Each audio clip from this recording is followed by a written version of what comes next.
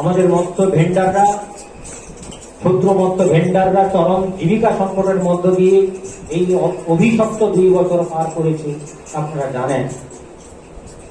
এই সংগঠনটি বিগত 30 বছর ধরে জেলার উপকূলের ক্ষুদ্র মৎস্য ভেন্ডারদের নিজস্ব মঞ্চ হয়ে দাঁড়িয়েছে। এটা যেন তাদেরই ঘর, তাদেরই আঙিনা, তাদের দুঃখ কষ্ট ব্যথা বেদনা এই আঙিনায় এসে, এই মঞ্চে এসে তারা জানায়, তারা এখান থেকে ভরসা পায়। এইরকম একটি প্রতিষ্ঠান গড়ে উঠেছে আমাদের এই সংগঠন।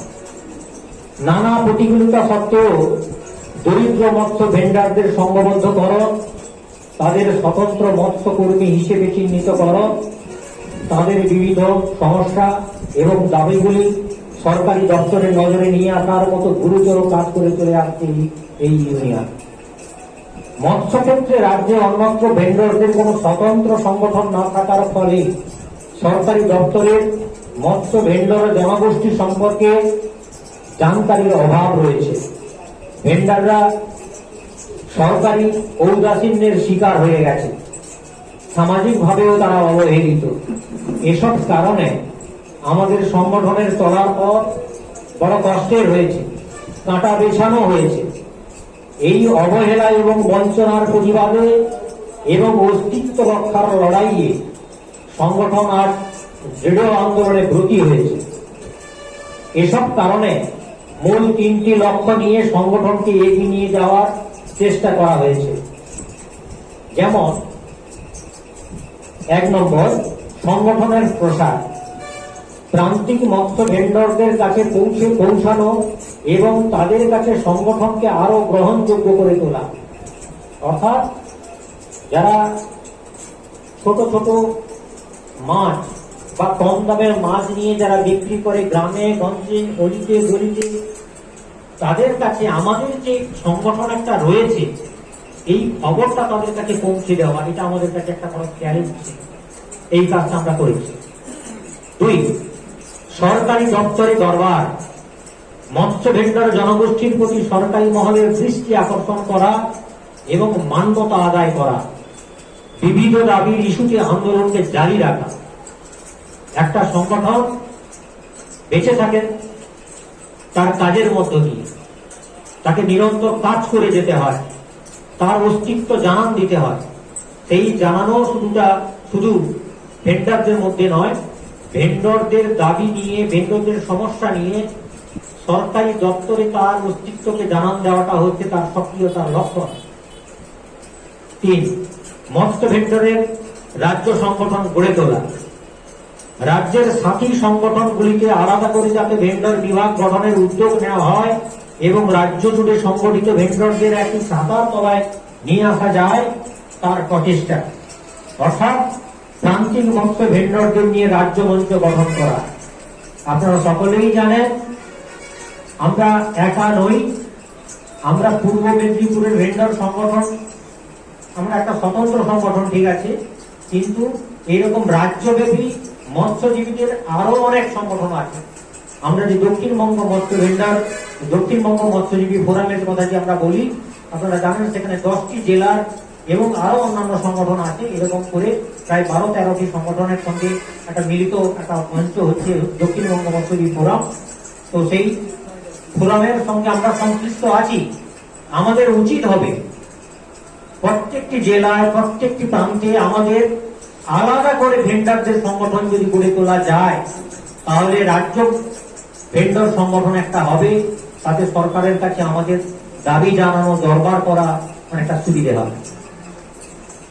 বর্তমানে ইউনিয়নের মোট সক্রিয় সদস্য সংখ্যা 4414 জন।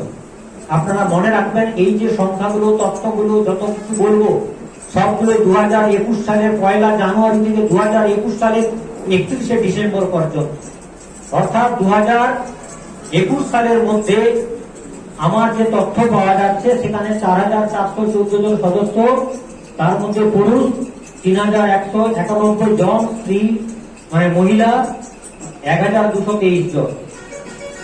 এখানে আপনারা লক্ষ্য রাখবেন ভেন্ডারদের, মোট ভেন্ডারদের মধ্যে 28% মহিলা। এর মধ্যে গত এক বছরে ইউনিয়নে সামিল হয়েছেন 545 জন আমাদের ভেন্ডার। কাজের ক্ষেত্র আমাদের 11টি ব্লক আপনারা জানেন, রামনগর 1, রামনগর 2, কাঁথি 1, কাঁথি 3, দেশপ্রাণ ব্লক, খেজুরি 1, খেজুরি 2, এগরা 1, এগরা 2, নন্দীগ্রাম 2 আর ভগবানপুর 2।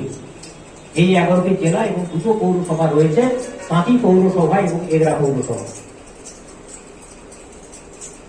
এখানে রামনগর 1, ভগবানপুর 2 এবং নন্দীগ্রাম 2, খেজুরি 1, এই যে 4টি ব্লকে আমাদের সংগঠনটি যথেষ্ট দুর্বল। তবু আমরা চেষ্টা নিচ্ছি নিরন্তর ভাবে এই সমস্ত ব্লকগুলিতে আমাদের সংগঠনকে আরো শক্তিশালী যাতে করা যায় তার প্রচেষ্টা নেওয়া হচ্ছে। বর্তমানে আমরা এগরা 1 এবং খেজুর বাদে সবকটি ব্লকে আমাদের ব্লক কমিটি গঠন করেছি। ব্লক কমিটি গুলিতে যে আমাদের সদস্যরা রয়েছেন তারা সক্রিয়ভাবে কাজকর্ম করছেন, নিজেরা ব্লকে ব্লকে গিয়ে দরবার করছেন। আমাদের দাবিগুলি আদায়ের ক্ষেত্রে বিভিন্ন বড় বড় কর্মসূচির ক্ষেত্রে তাদের অবদান যথেষ্ট প্রশংসনীয়। সাংগঠনিক কাজের স্তর, আমাদের যে সংগঠনটা চলছে এর সিস্টেমটা সম্পর্কে বলে দিই, আপনারা জানবেন। কারণ আগামী দিনে তো কাজ করবেনই ঠিকই, আপনারা করে আসছেন, এটা আপনাদের জানা দরকার কিভাবে কাজটা হয়। এই কাজটা হয় 3টা লেভেলে আমরা কাজটা করি। একটা হচ্ছে গ্রাম স্তরে, যেখানে বাজার আছে, সেখানে বৈঠকে আমাদের আলোচনার মাধ্যমে নিজেদের সমস্যাগুলো, ভালো লাগা মন্দ লাগা, এগুলো আমরা মিটিয়ে নেওয়ার চেষ্টা করি, পরিকল্পনা করি। আর একটা হচ্ছে কি আমাদের ব্লক স্তরে যেটা করা হয়, যেটা বিভিন্ন ব্লক, বিভিন্ন জনপদ বা গ্রাম আছে, সেগুলোকে নিয়ে এক একটা ব্লকে যতগুলো আমাদের সদস্য রয়েছে তাদেরকে নিয়ে ব্লক স্তরে আমাদের বিভিন্ন মিটিং করি। আর হচ্ছে সবাইকে নিয়ে কেন্দ্রীয় স্তরে, যেখানে আমাদের কাঁথিতে হয় সাধারণভাবে, তো সেটাকে হচ্ছে জেলা স্তরের মিটিং বলছি বা কেন্দ্রীয় স্তরের মিটিং। 3টি স্তরের মিটিংগুলিকে ইউনিয়নের প্রথম সারির নেতৃত্বরা মুখ্য ভূমিকা গ্রহণ করে থাকেন। সংগঠনের বিভিন্ন প্রান্তিক এলাকার সাথে কেন্দ্রীয় নেতৃত্বের নিয়মিত যোগাযোগ রাখার মতো গুরুত্বপূর্ণ ভূমিকা পালন করেন এই নেতৃবৃন্দ। যদিও তা যথেষ্ট নয়, বিশেষ বিশেষ প্রয়োজনে জরুরি ভিত্তিতে যোগাযোগ ঠিক থাকলে সংগঠনের তাৎক্ষণিক উদ্যোগ গ্রহণ করা খুব সুবিধা হয়। এটা সংগঠনের সজীবতার অন্যতম লক্ষণও বটে। আপনারা বোধহয় জিনিসটা বুঝতে পারেননি, যেটা আমি বলতে চাইছি। আমাদের হচ্ছে যোগাযোগ ব্যবস্থাটা ভালো রাখতে হবে। অর্থাৎ কোথাও কেউ অসুবিধার মধ্যে পড়লেও, যেমন সঞ্জয় সেখানে মানিকপুরে তাকে সরস্বতী পুজোর চাঁদার সময় আটক করলো, তাকে সে ফোন করলো না পেয়ে, সবাই জানেন যে পুজোয় তাকে ফোন করতে হবে, কেউ অতিথি তাকে ফোন করতে হবে। এটা কেন হবে? এটা যদি পরস্পরের মধ্যে যোগাযোগ থাকে তাহলে স্থানীয় কিছু কিছু আমরা লোকবলও পেয়ে যাব, এটা সুবিধা। তো যাই হোক, সংগঠন অনেক বড় হয়েছে, শক্তিশালী হয়েছে, আমরা অনেক প্রশাসনিক স্তরে সুবিধা পেয়েছি।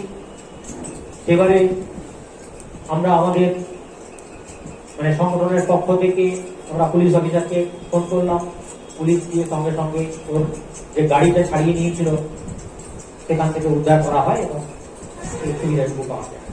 তো তার সঙ্গে সঙ্গে আমাদের শুধু আমাদের ইউনিয়নের মুখাপেক্ষিক কেন থাকবো, নিজেদের মধ্যে যদি আমাদের যোগাযোগ ব্যবস্থাটা ভালো থাকে তাহলে ভালো হয়। আপনারা আমাদের কার্যালয়ে গেছেন, দেখেছেন, পরস্পর যখন মিটিং হয় তখন আপনাদের ব্লকের বা কাছের যে নেত্রী তারা আছে তাদের সঙ্গে যোগাযোগ রাখবেন, ফোন নাম্বার নেবেন, দেওয়ালে চেটানো থাকে আমাদের ফোন নাম্বারের লিস্ট, 52 জন বা 60 জনের যে বর্ধিত কমিটির তালিকা তাতে আছে। তো এটা খুব জরুরি, কিন্তু এই যোগাযোগ যত ভালো হবে তত সুবিধা হবে। এবারে বলি, গত এক বছরে আমাদের বিশেষ বিশেষ যে কার্যক্রম, বিশেষ বিশেষ গুরুত্বপূর্ণ যে আমরা কাজগুলো করেছি সেগুলো আমি এখানে তুলে ধরছি। আমি এর আগে ভূমিকায় বলেছিলাম আমাদের যে দুর্বিষহ সময়ের মধ্যে দিয়ে গেছি, সেই সময়ের মধ্যে সব থেকে বড় একটা কারণ ছিল 2021 সালে 26শে মে যে ইয়াস ঝড় হয়েছিল, সমুদ্রের জলোচ্ছ্বাস ঘটেছিল, তো তাতে আমাদের সমুদ্র কিনারে যাদের বাস তাদের সমস্ত ঘরবাড়িগুলো বানভাসী হয়ে গেছিল। সঙ্গে সঙ্গে বাতাস এবং আমাদের দরিদ্র মৎস্য ভেন্ডারদের যে তার খুব দুর্বল যে ঘরবাড়িগুলো সেগুলো ভেঙে উড়ে গেছিল ঝড়ে, এরকম হয়েছিল। তাদেরকে আমাদের সংগঠনের পক্ষ থেকে আমরা সহায়তা করেছি বিভিন্ন সমব্যাপী সংগঠনের সাহায্য নিয়ে। এইরকম প্রায় 300 মৎস্য ভেন্ডর পরিবারকে আমরা ত্রিপল দিয়েছি। এক একটা ত্রিপলের দাম প্রায় 1000 টাকা ছিল। এই ত্রিপলগুলো আমরা কিছু দিয়েছি এবং প্রায় 200টি পরিবারকে ইয়ার ধরে তাদেরকে খাদ্য সামগ্রী, পোশাক, ঔষধ এগুলো আমরা তুলে দিয়েছি।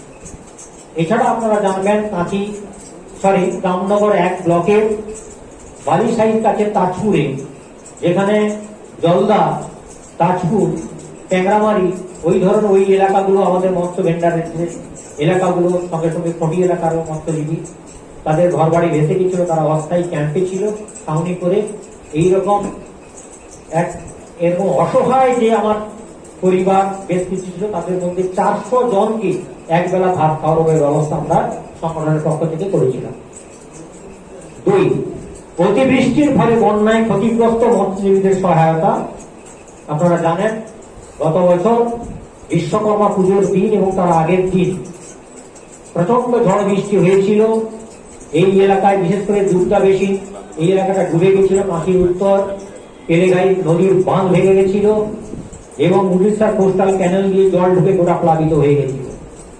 তো আমাদের এই যে এলাকার এই গ্রামগুলো, আমাদের যারা মৎস্য ভেন্ডাররা থাকে, এইরকম আমরা 121 জনকে আমরা খাদ্য সামগ্রী তুলে দিয়েছিলাম এবং 100টি ভেন্ডারের পরিবারের হাতে আমরা ত্রিপল তুলে দিয়েছিলাম।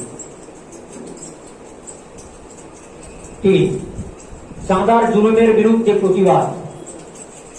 মৎস্য ভেন্ডরদের উপর চাঁদার জুলুমের প্রতিবাদে গত সেপ্টেম্বরের 6 তারিখে 2021 সালে সংশ্লিষ্ট প্রশাসনিক স্তরে সংগঠনের পক্ষ থেকে স্মারকলিপি দেওয়া হয় এবং আমরা পুলিশ অফিসার, মহকুমার যে পুলিশ অফিসার এসডিপিও সোমনাথ তাহার কাছে আমরা 13ই নভেম্বর 2021-এর 13ই নভেম্বর আমরা একটি স্মারকলিপি দিই। আমরা কয়েকজন গিয়ে কথা বলি, আমাদের যন্ত্রণার কথাগুলো তুলে ধরি। তিনি আন্তরিকভাবে আমাদের কথা শোনেন এবং আমরা এও বলি, কারণ আপনারা যারা কাঁচি কিংবা সাতমাই, আপনারা নীলপুর, হেড়িয়া, মারিস্তা, বালিঘাই এই এলাকার যারা ভেন্ডার আছেন তারা আপনারা জানবেন, আপনাদের চিত্ত অভিজ্ঞতা আছে। বছরের বিভিন্ন সময়ে চাঁদাবাজদের দৌরাত্ম্য চরমে ওঠে।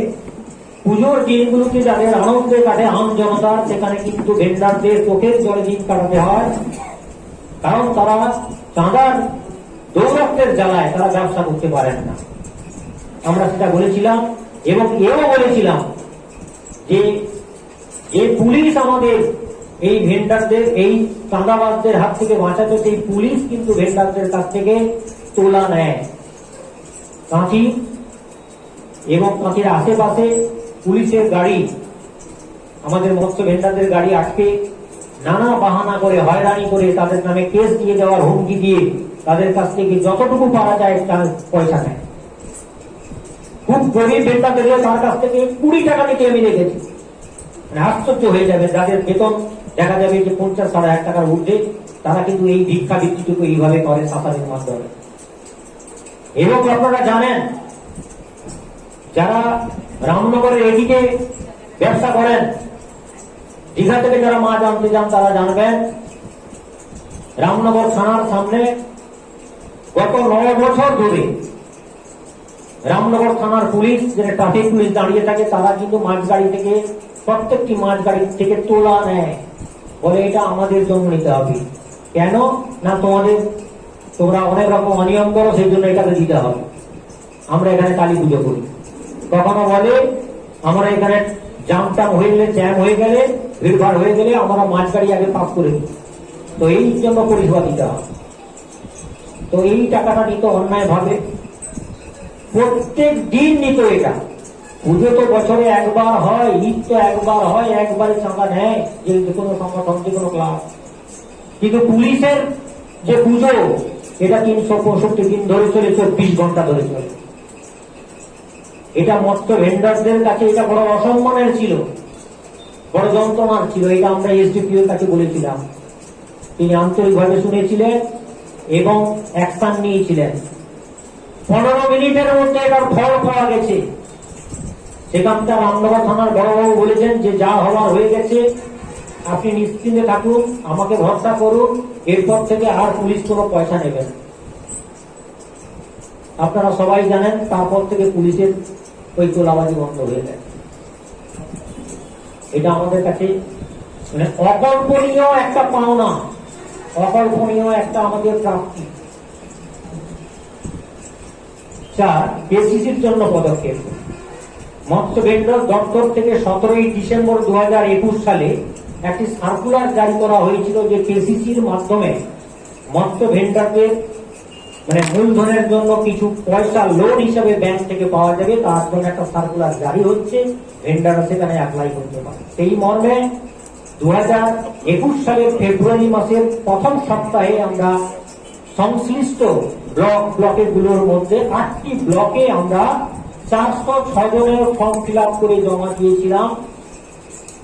বেশ কিছু ব্যাংকে যারা উপভোক্তা আছে তাদের আমরা ব্লকগুলোতে জমা দিয়েছিলাম এবং ব্যাংকে চিঠি করেছিল। তারা দীর্ঘ লড়াই ছিল এই প্রক্রিয়া করতে গিয়ে, আমাদের কিন্তু অনেক মেহনত করতে হয়েছে। আমাদের সংগঠনের যারা স্থানীয় নেতৃত্ব তারাও কিন্তু সহযোগিতা করেছেন। কারণ আপনারা জানেন, আমি আমাদের যারা চেয়ারে এখানে বসে আছেন ডায়াসে, তাদেরকেও অনুরোধ করবো, বলবো, তারাও তো জানেন যে দপ্তর আছে কাজ করার জন্য, কিন্তু দপ্তরে বলে যে আমরা কাজের ভারে এতটাই ব্যস্ত আছি, তোমাদের কাজ করার মতো সময় নেই। তাই তাদের কাজগুলো ইউনিয়ন অনেক করে দিতে হয়। আমরা যখন এপিওর কাছে লিস্ট নিয়ে যাই, এপিও বলে যে এটা ব্যাংকে আমার জমা দেওয়ার কথা, কিন্তু আমি ব্যাংকে জমা দিতে পারবো না, এটা আপনারা জমা দিন। এই ধরনের কাজগুলো আমাদের করতে হয়েছে। এটা দীর্ঘ লড়াইয়ের প্রক্রিয়া ছিল। এটা প্রায় আপনারা জানবেন প্রায় 11 মাস ধরে লড়াই করেছি আমরা এটার জন্য। তারপরে তিক্ত অভিজ্ঞতা হলো, মাত্র 7 জনের জন্য লোন সাংশন করালো। দেশপ্রাণ ব্লকে 1 জন, খেজুরিজি ব্লকে 6 জনের ক্ষুদ্র মৎস্য ভেন্ডারের জন্য লোন সাংশন হলো। আমরা এটা করতে গিয়ে মন্ত্রী থেকে দিয়ে সমস্ত জায়গায় চিঠি চাপাটি করেছি এবং অন্যান্য তথ্য আছে। তারপরে বলা হলো কেসিসির যে এই প্রকল্প, এই যে নীতি ছিল, এটাকে কিন্তু সরকার পরিবর্তন করেছে। মহামান্য সরকার আপনাদের জন্য এমজেসিসি প্রকল্পের সুযোগ দিচ্ছে, এটা জানানো হলো। তো তার ঘটনার পরে তাহলে এই কেসিসির যে কেন্দ্র করে আমাদের যে প্রচেষ্টা এবং দৌড়, তার ফলশ্রুতি হচ্ছে এটাই। একটু পরে কথাটা হয়ে যাক।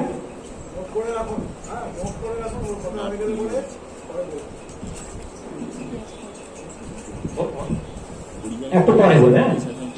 আচ্ছা, মৎস্য ভেন্ডরদের জন্য ঠান্ডা বাক্স ওজন যন্ত্র বিতরণ 5 নম্বর পয়েন্টে আছে।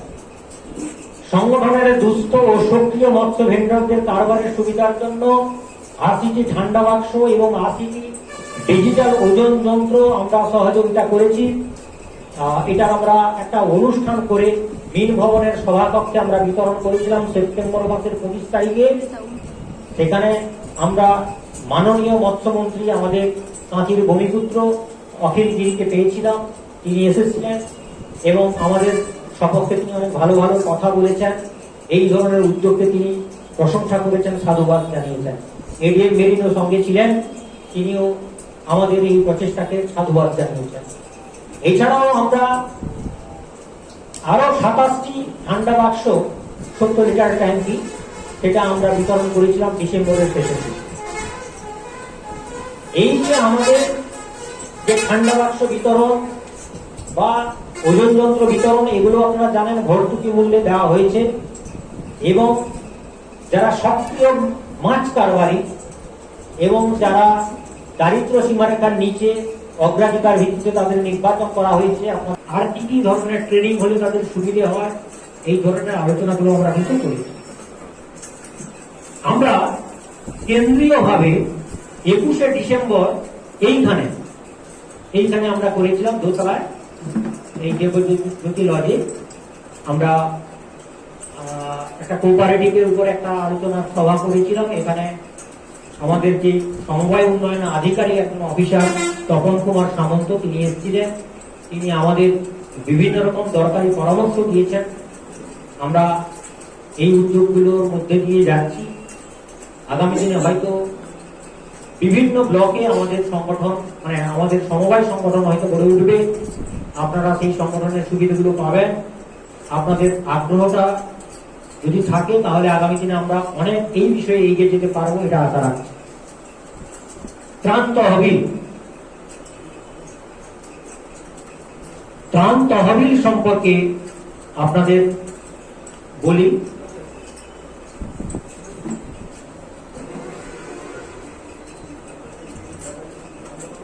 তহবিল আপনারা জানেন, ত্রাণ তহবিল একটা গঠন করা হয়েছে।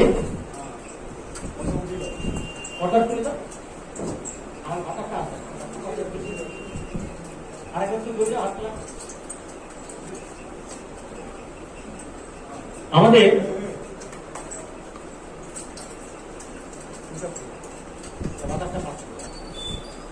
এই ত্রাণ তহবিল আমাদের ভেন্ডর যে সংগঠনটা ইউনিয়নটা আছে এখান থেকে পয়সা দিয়ে আলাদা করে কিনু বানানো হয়নি। আপনারা জানবেন যে কলকাতা, বিশেষ করে কলকাতার বেশ কিছু সুবর্ণোজ্জ্বল ব্যক্তির সহযোগিতায় আমাদের এই সংগঠনটা, এই তহবিলটা গঠন করা হয়েছে। এই তহবিলে পরবর্তী ক্ষেত্রে আমাদের ভেন্ডারদের অনেকেই যারা এখান থেকে সুবিধে পান তারা অল্প কিছু করে তারা দানও করেন। এই করে আমাদের এই তহবিলটা গঠন করা হয়ে গেছে বা এখন সমৃদ্ধি ঘটানো গেছে, সমৃদ্ধ করা গেছে। তো এখানে যেটা হয়ে থাকে, যারা দুস্থ মহিলা মৎস্য ভেন্ডার, যারা মহিলা নির্ভর পরিবার, মাছ কারবারের মধ্যে মহিলা ভেন্ডারদের উপর পরিবারটা নির্ভর করে, এইরকম মহিলাদের আমরা লোন দিই। আপনারা জানবেন একটা রিভলভিং ফান্ড বলে জানবেন, যারা সেলফ হেল্প গ্রুপের কাজগুলো জানেন। রিভলভিং ফান্ডটা হচ্ছে এরকমই, যেখানে কিন্তু টাকা ধার নেওয়া যায়, অর্থাৎ সেই টাকা নিয়ে টাকা পরিশোধ করতে হবে বাধ্যতামূলক, কিন্তু তাতে কোনো সুদ লাগে না। আমাদেরও তাই, এই তহবিল থেকে বিভিন্ন মহিলারা যে এখানে সুবিধাগুলো পান তাদের কোনো সুদ দিতে হয় না। তারা এখান থেকে সুবিধাটা নিয়ে তারা কিছু এখানে দান করেন, কিন্তু তাদের কাছ থেকে সুদ হিসাবে নেওয়া হয়। 2021 সালে আমরা মোট 16 জন মহিলাকে আমরা 1,61,000 টাকা আমরা ঋণ দিয়েছি। পরিশোধ হয়েছে 89,300 টাকা। যেটা বললাম যে সুদ তো নেওয়া হয় না। এই তহবিলের জন্য 2021 সালে মোট আমরা দান হিসাবে পেয়েছি 52,550। এছাড়া এই তহবিলের আর একটা বড় সুবিধা বা কাজ আমাদের হলো যে যখনই কোনো দুস্থ মৎস্য ভেন্ডার মারা যান বা দুরারোগ্যে আক্রান্ত হন বা মরণাপন্ন হন, তাদেরকে আমরা এককালীন দান হিসাবে করি বা সহায়তা দিই, দান দিই। সেটা ওই 2,000-5,000 টাকার মধ্যে, বেশি দেওয়া হয় না। ঠিক আপনারা জানেন পঞ্চায়েতে যেরকম সমবেশী প্রকল্প রয়েছে তারই মতো আমরা এখানে এককালীন একটা টাকা দিই। 2021 সালে এগ্রামের অস্থির বাসিন্দা অবন্তী কারুকে মারা যাওয়ার জন্য তার অসহায় পরিবারকে তৎক্ষণাৎ আমরা মারা গেলে সঙ্গে সঙ্গেই তারা দিই, মানে 2-1 দিনের মধ্যেই টাকাটা আমরা পৌঁছে দিই। এটা 3,000 টাকা আমরা দিয়েছি। আমাদের কর্মসূচির 8 নম্বর জীবিকা সংক্রান্ত সমীক্ষা। মৎস্য ভেন্ডারদের জীবিকার নিরিখে তাদের সমস্যা, তাদের রোজগারের সম্ভাবনা, ভবিষ্যৎ গড়ে তুলতে একটি সমীক্ষা করার উদ্যোগ নেওয়া হয়। এই মর্মে আমরা 804 জনের মধ্যে সমীক্ষা করেছি। এজন্য আমাদের বিভিন্ন বাজারে যেতে হয়েছে এবং 9টি ব্লকে যেতে হয়েছে। পিভিসি আধার কার্ডের জন্য আমরা ফর্ম ফিল আপ 9 নম্বরে বলছি, পিভিসি আধার কার্ডের জন্য আমরা আবেদন মৎস্য দপ্তর থেকে আমাদের এই সুযোগটা দিয়েছিল। আমরা পিভিসি আধার কার্ডের জন্য 1035 জনের ফর্ম ফিল আপ করেছিলাম। আমাদের যারা ইউনিয়নের একনিষ্ঠ কর্মী রয়েছে, সবসময় কাজগুলো করে, তাদের তারা প্রচন্ড পরিশ্রম করে এই ফর্মগুলো ফিল আপ করেছে। তো তাতে আমাদের 135 জনের পিভিসি আধার কার্ড, অর্থাৎ প্লাস্টিক যে আধার কার্ডগুলো জলে ভেজবে না বা নষ্ট হবে না, ওই ধরনের কার্ডগুলো কিন্তু এই সুবিধাগুলো পাওয়া গেছে। 10 নম্বর, বিশ্ব মৎস্যজীবী দিবস উদযাপন। আপনারা জানেন প্রতি বছর 21শে নভেম্বর দিনটিকে বিশ্ব মৎস্যজীবী দিবস হিসাবে আমরা পালন করে থাকি। যারা মাছ কারবারের সঙ্গে যুক্ত, যারা নদীতে মাছ ধরে বা সমুদ্রে মাছ ধরে, কিংবা যারা মাছ চাষ করে, অর্থাৎ মাছ কারবারের সঙ্গে যারা যুক্ত, তারাও সবাই মিলে আমরা এই দিনটিকে প্রতিপালন করি। আমরা এখানে একত্রভাবে, আমাদের এখানে 5টি সংগঠন রয়েছে, পূর্ব মেদিনীপুর মৎস্যজীবী ফোরাম, তাদের সঙ্গে আমরা একসঙ্গে আমরা এখানে দিনটি উদযাপন করি। আমাদের ওই বিশ্ব মৎস্যজীবী দিবসে এই শান্তি সেন্টার বাসস্ট্যান্ডের এই সভাকক্ষেই হয়েছিল। আমাদের মাননীয় মৎস্যমন্ত্রী অখিল গিরি তিনি এসেছিলেন, শিক্ষাবিদ অমরেন্দ্র বিকাশ জানা তিনি ছিলেন, পরিবেশ কর্মী শান্তনু চক্রবর্তী, আরো অনেকে ছিলেন। তো সেই সঙ্গে আমরা একটা সম্মান জ্ঞাপন করি। এই বছর সম্মাননা আমরা দিই বিশিষ্ট খেজুরির মৎস্যজীবী নেতা চঞ্চল রায়কে আমরা এবছর সম্মান জ্ঞাপন করি। এই গেল আমার বিভিন্ন কাজে, বিশেষ বিশেষ কাজের যে আমার খতিয়ানগুলো তুলে ধরলাম। এছাড়া ক্ষুদ্র ক্ষুদ্র অনেক কাজ আছে, অনেক ছোট ছোট কাজ আছে, সারা বছর কাজগুলো লেগে থাকে। সেগুলো তো একটা বড় সময় ধরে চলে, মানে সব সময় ধরে চলে, সেগুলো নয়। আমি এবারে বলছি আমাদের কি কি পাওনা জুটেছে, কি কি আমরা পেয়েছি, সেটা সম্পর্কে একটু বলে নিই। 1 নম্বর, দুস্থ ও সক্রিয় মৎস্য ভেন্ডরদের জন্য আমরা 80টি 70 লিটার মাছ ঠান্ডা রাখার বাক্স পেয়েছি, 80টি ডিজিটাল ওজন যন্ত্র আমরা পেয়েছি। আর পরবর্তী ক্ষেত্রে আমরা 27টি বাক্স আমরা পেয়েছি। এটা তো বলেছিলাম আমাদের কর্মসূচিতে, এই যে পাওনাটার কথা এখানেও তুলে ধরলাম আবার দ্বিতীয়বার। 2 নম্বর হচ্ছে কেসিসির জন্য যে আমরা 406 জনের এটা করা ফর্ম ফিল আপ করেছিলাম, 7 জনের আমরা লোন স্যাংশন হয়েছে। তাদের লোন হয়তো পাওয়া যাবে, এটা একটা ব্যাপার, প্রত্যেকে 7,500 টাকা করে লোন পাবে। 3 নম্বর হচ্ছে চাঁদার জুলুমের বিরুদ্ধে আমরা যে রুখে দাঁড়িয়েছিলাম, আমরা যে মুভমেন্ট গুলো করেছিলাম, তার ফলশ্রুতি আমরা 15 মিনিটের মধ্যে তোলাবাজি পুলিশের বন্ধ হয়ে গিয়েছিল। চাঁদার দৌরাত্ম অনেক কমে গেছে, আপনারা জানেন, কিন্তু বিচ্ছিন্নভাবে ঘটনা ঘটছে। এটা আমাদের আগামী দিনে আমাদের সংগঠনটা যদি সক্রিয় থাকে নিশ্চয়ই বন্ধ করা যাবে। 4 নম্বর, আবেদন করা মৎস্য ভেন্ডরদের জন্য পিভিসি আধার কার্ড, সেটাও আমরা অধিকাংশ পেয়ে গেছি। হয়তো কারো কোনো ত্রুটি ছিল, সেটা পাইনি, হয়তো পাবে। এই হচ্ছে 4টি আমাদের প্রাপ্তি যোগ ঘটে গেছে। আমাদের ইউনিয়নের কর্ম পরিকল্পনা, আমরা আগামী দিনে আমরা কি ভেবেছি, এই ভাবনাটা আমার ভাবনা নয়। এই ভাবনাটা বা এই যে কাজের ইস্তাহার যে বললাম, এটা তো আমার নয়, আমি হয়তো এটা লিখেছি। আপনারা জানেন যে আপনাদের নিয়ে তো নিরন্তর বসা হয়, আপনাদের সঙ্গে পরামর্শ করেই পরিকল্পনাটা করা হয়েছে। সেই পরিকল্পনাগুলো এক এক করে আমি তুলে ধরছি। 1 নম্বর, ব্লক স্তরে সংশ্লিষ্ট সরকারি দপ্তরের স্থানীয় চাহিদা ও অন্যান্য দাবিপত্র পেশ। 2, রাজ্য স্তরে সংশ্লিষ্ট সরকারি দপ্তরের দাবিপত্র পেশ। 3, ব্লক ভিত্তিক কোঅপারেটিভ সোসাইটি গঠন। 4, পুরাতন সদস্য পদ সংশোধন, সদস্য পদ নবীকরণ ও নতুন সদস্য গ্রহণের ক্ষেত্রে নির্দিষ্ট ফর্ম চালু করা। 5, নেতৃত্ব বিকাশ কর্মশালা। 6, ত্রাণ তহবিলের সমৃদ্ধি ঘটানো এবং আরো বেশি সংখ্যক প্রান্তিক মহিলা মৎস্য ভেন্ডরদের সহায়তার সুযোগ করে দেওয়া। 7 নম্বর, ইউনিয়নের ব্লক কমিটির পুনর্নবীকরণ, দায়িত্ব বন্টন ও সক্রিয়করণ। 8. রাজ্য স্তরে মৎস্য ভেন্ডর সংগঠন গড়ে তুলতে সহায়তা করা। 9. মৎস্য ক্ষেত্রে মহিলা মৎস্য ভেন্ডরদের আত্মবিশ্বাস অর্জন করার জন্য দেশের বিভিন্ন প্রান্তে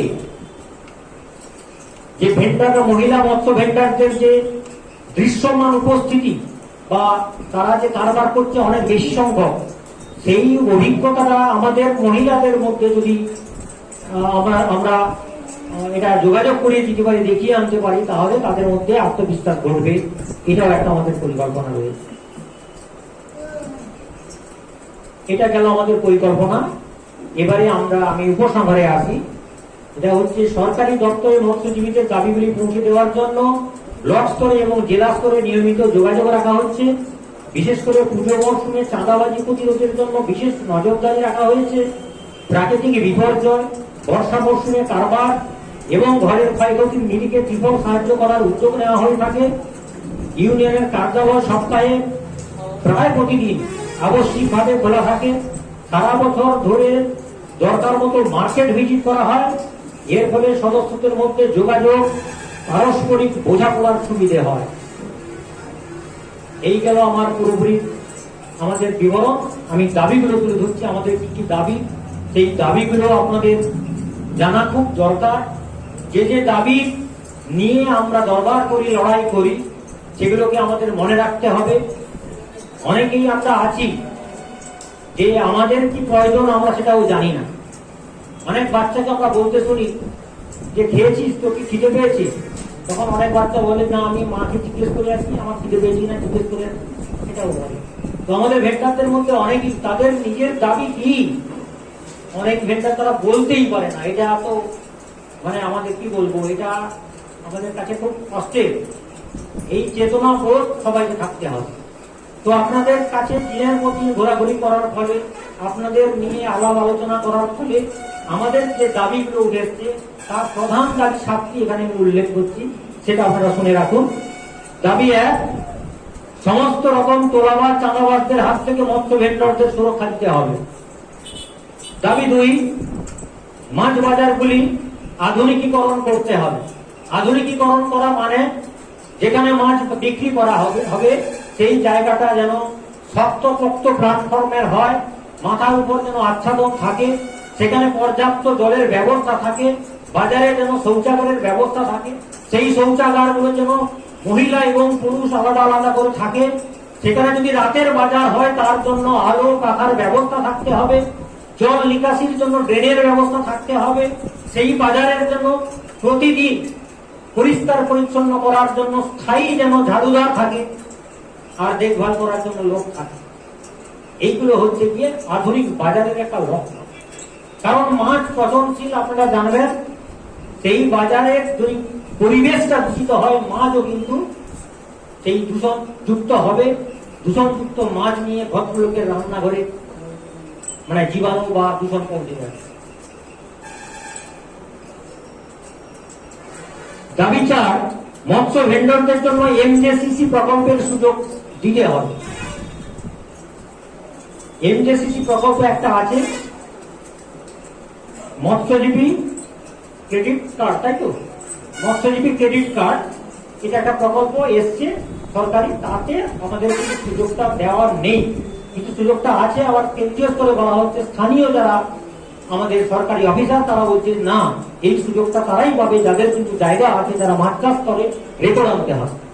তো এক্ষেত্রে এই যে সংঘাত আছে, আমরা এটাকে এর বিরুদ্ধে আমাদের লড়তে হবে। এবং সরকারের আধিকারিকের সঙ্গে কথা হয়েছে, তিনি বলেছেন যে হ্যাঁ, এই বিষয়ে তারা সহযোগিতা করবেন। দাবি 5, মৎস্য ভেন্ডরদের আর্থ সামাজিক বিকাশের লক্ষ্যে কোঅপারেটিভ সোসাইটি গঠনের সহায়তা করতে হবে। দাবি 6, মৎস্য ভেন্ডরদের জন্য সাইকেল, মোটর সাইকেল, ঠান্ডা বাক্স, আধুনিক ওজন যন্ত্র, ট্রে, ছাতা, যেখানে যেখানে বাজার হয়নি তাদেরকে ছাতার ব্যবস্থা দিতে হবে। দাবি 7, অবিলম্বে জাতীয় মৎস্য ভেন্ডর নীতি প্রণয়ন করতে হবে। এই জাতীয় মৎস্য ভেন্ডর নীতি কি? এটা হচ্ছে এটা আলাদা করে আমাদের জন্য চিহ্নিত করা হয়, আমাদের জন্য আলাদা করে আমাদের সুযোগ সুবিধা দেখার জন্য সরকারি অফিসার নিয়োগ করা হয়, আমাদের জন্য আলাদা করে যেন প্রকল্প বরাদ্দ হয়। এটা হচ্ছে জাতীয় স্বতন্ত্র মৎস্য ভেন্ডার নীতি, এটা আমাদের দিতে হবে। এই 7টা দাবির ভিত্তিতে আমাদের আগামী দিনে লড়াই করব, এটা আমাদের মোটামুটি ঠিক করেছি। এরপরে যদি আপনারা এর সঙ্গে কোনো দাবি যুক্তি চান সেটাও বলবেন। সবার শেষে বলি, মেদিনীপুর জেলা উপকূলীয় মৎস্য ভেন্ডার ইউনিয়ন জিন্দাবাদ, মৎস্যজীবী ঐক্য জিন্দাবাদ। সবাইকে আমার নমস্কার। এর পরবর্তী ক্ষেত্রে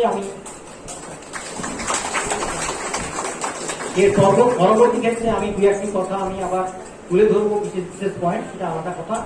এখন আমার বার্ষিক প্রতিবেদন পাঠ করা হলো। আমি সম্মানীয় সভাপতির হাতে আমি মাইক্রোফোনটা তুলে দিচ্ছি।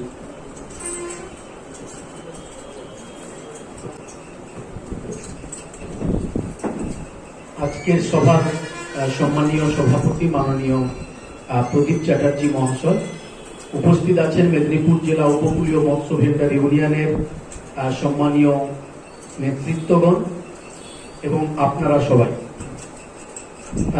খুব গুরুত্বপূর্ণ একটি সভা, তার কারণ হচ্ছেন বার্ষিক সভা। তো বার্ষিক সভা বছরে একবারই হয়। আমরা বিভিন্ন অন্যান্য অনেক সভা করে থাকি, কার্যকরী কমিটির সভা, কর্মশালা বা অন্যান্য সভাগুলোতে আমরা অংশগ্রহণ করি, কিন্তু আজকের এই সভায় গুরুত্ব এবং এই সভার আলোচনা অন্যান্য অনেক সভাগুলোর থেকে আলাদা। তাই এই সভার একটা বিশেষ গুরুত্ব থাকে। এই গুরুত্বটা যেমন আপনাদের থাকে, সেই গুরুত্বটা যেমন আমাদের যারা নেতৃত্বরা তাদেরও থাকে। এই কাজগুলো করতে গিয়ে আপনাদের যে কাজগুলো করেন, আপনাদের মধ্যে অনেকটা আপনাদের মধ্যে দায়বদ্ধতা আছে, দায়িত্বশীল আপনারা প্রত্যেকেই। তারপরেও আপনারা দায়িত্ব জ্ঞানহীনের মতো আচরণ করেন। কিছুটা আমরাও করে থাকি, কিছুটা আমরাও শেখাই এই দায়িত্ব জ্ঞানহীন আচরণ করার জন্য।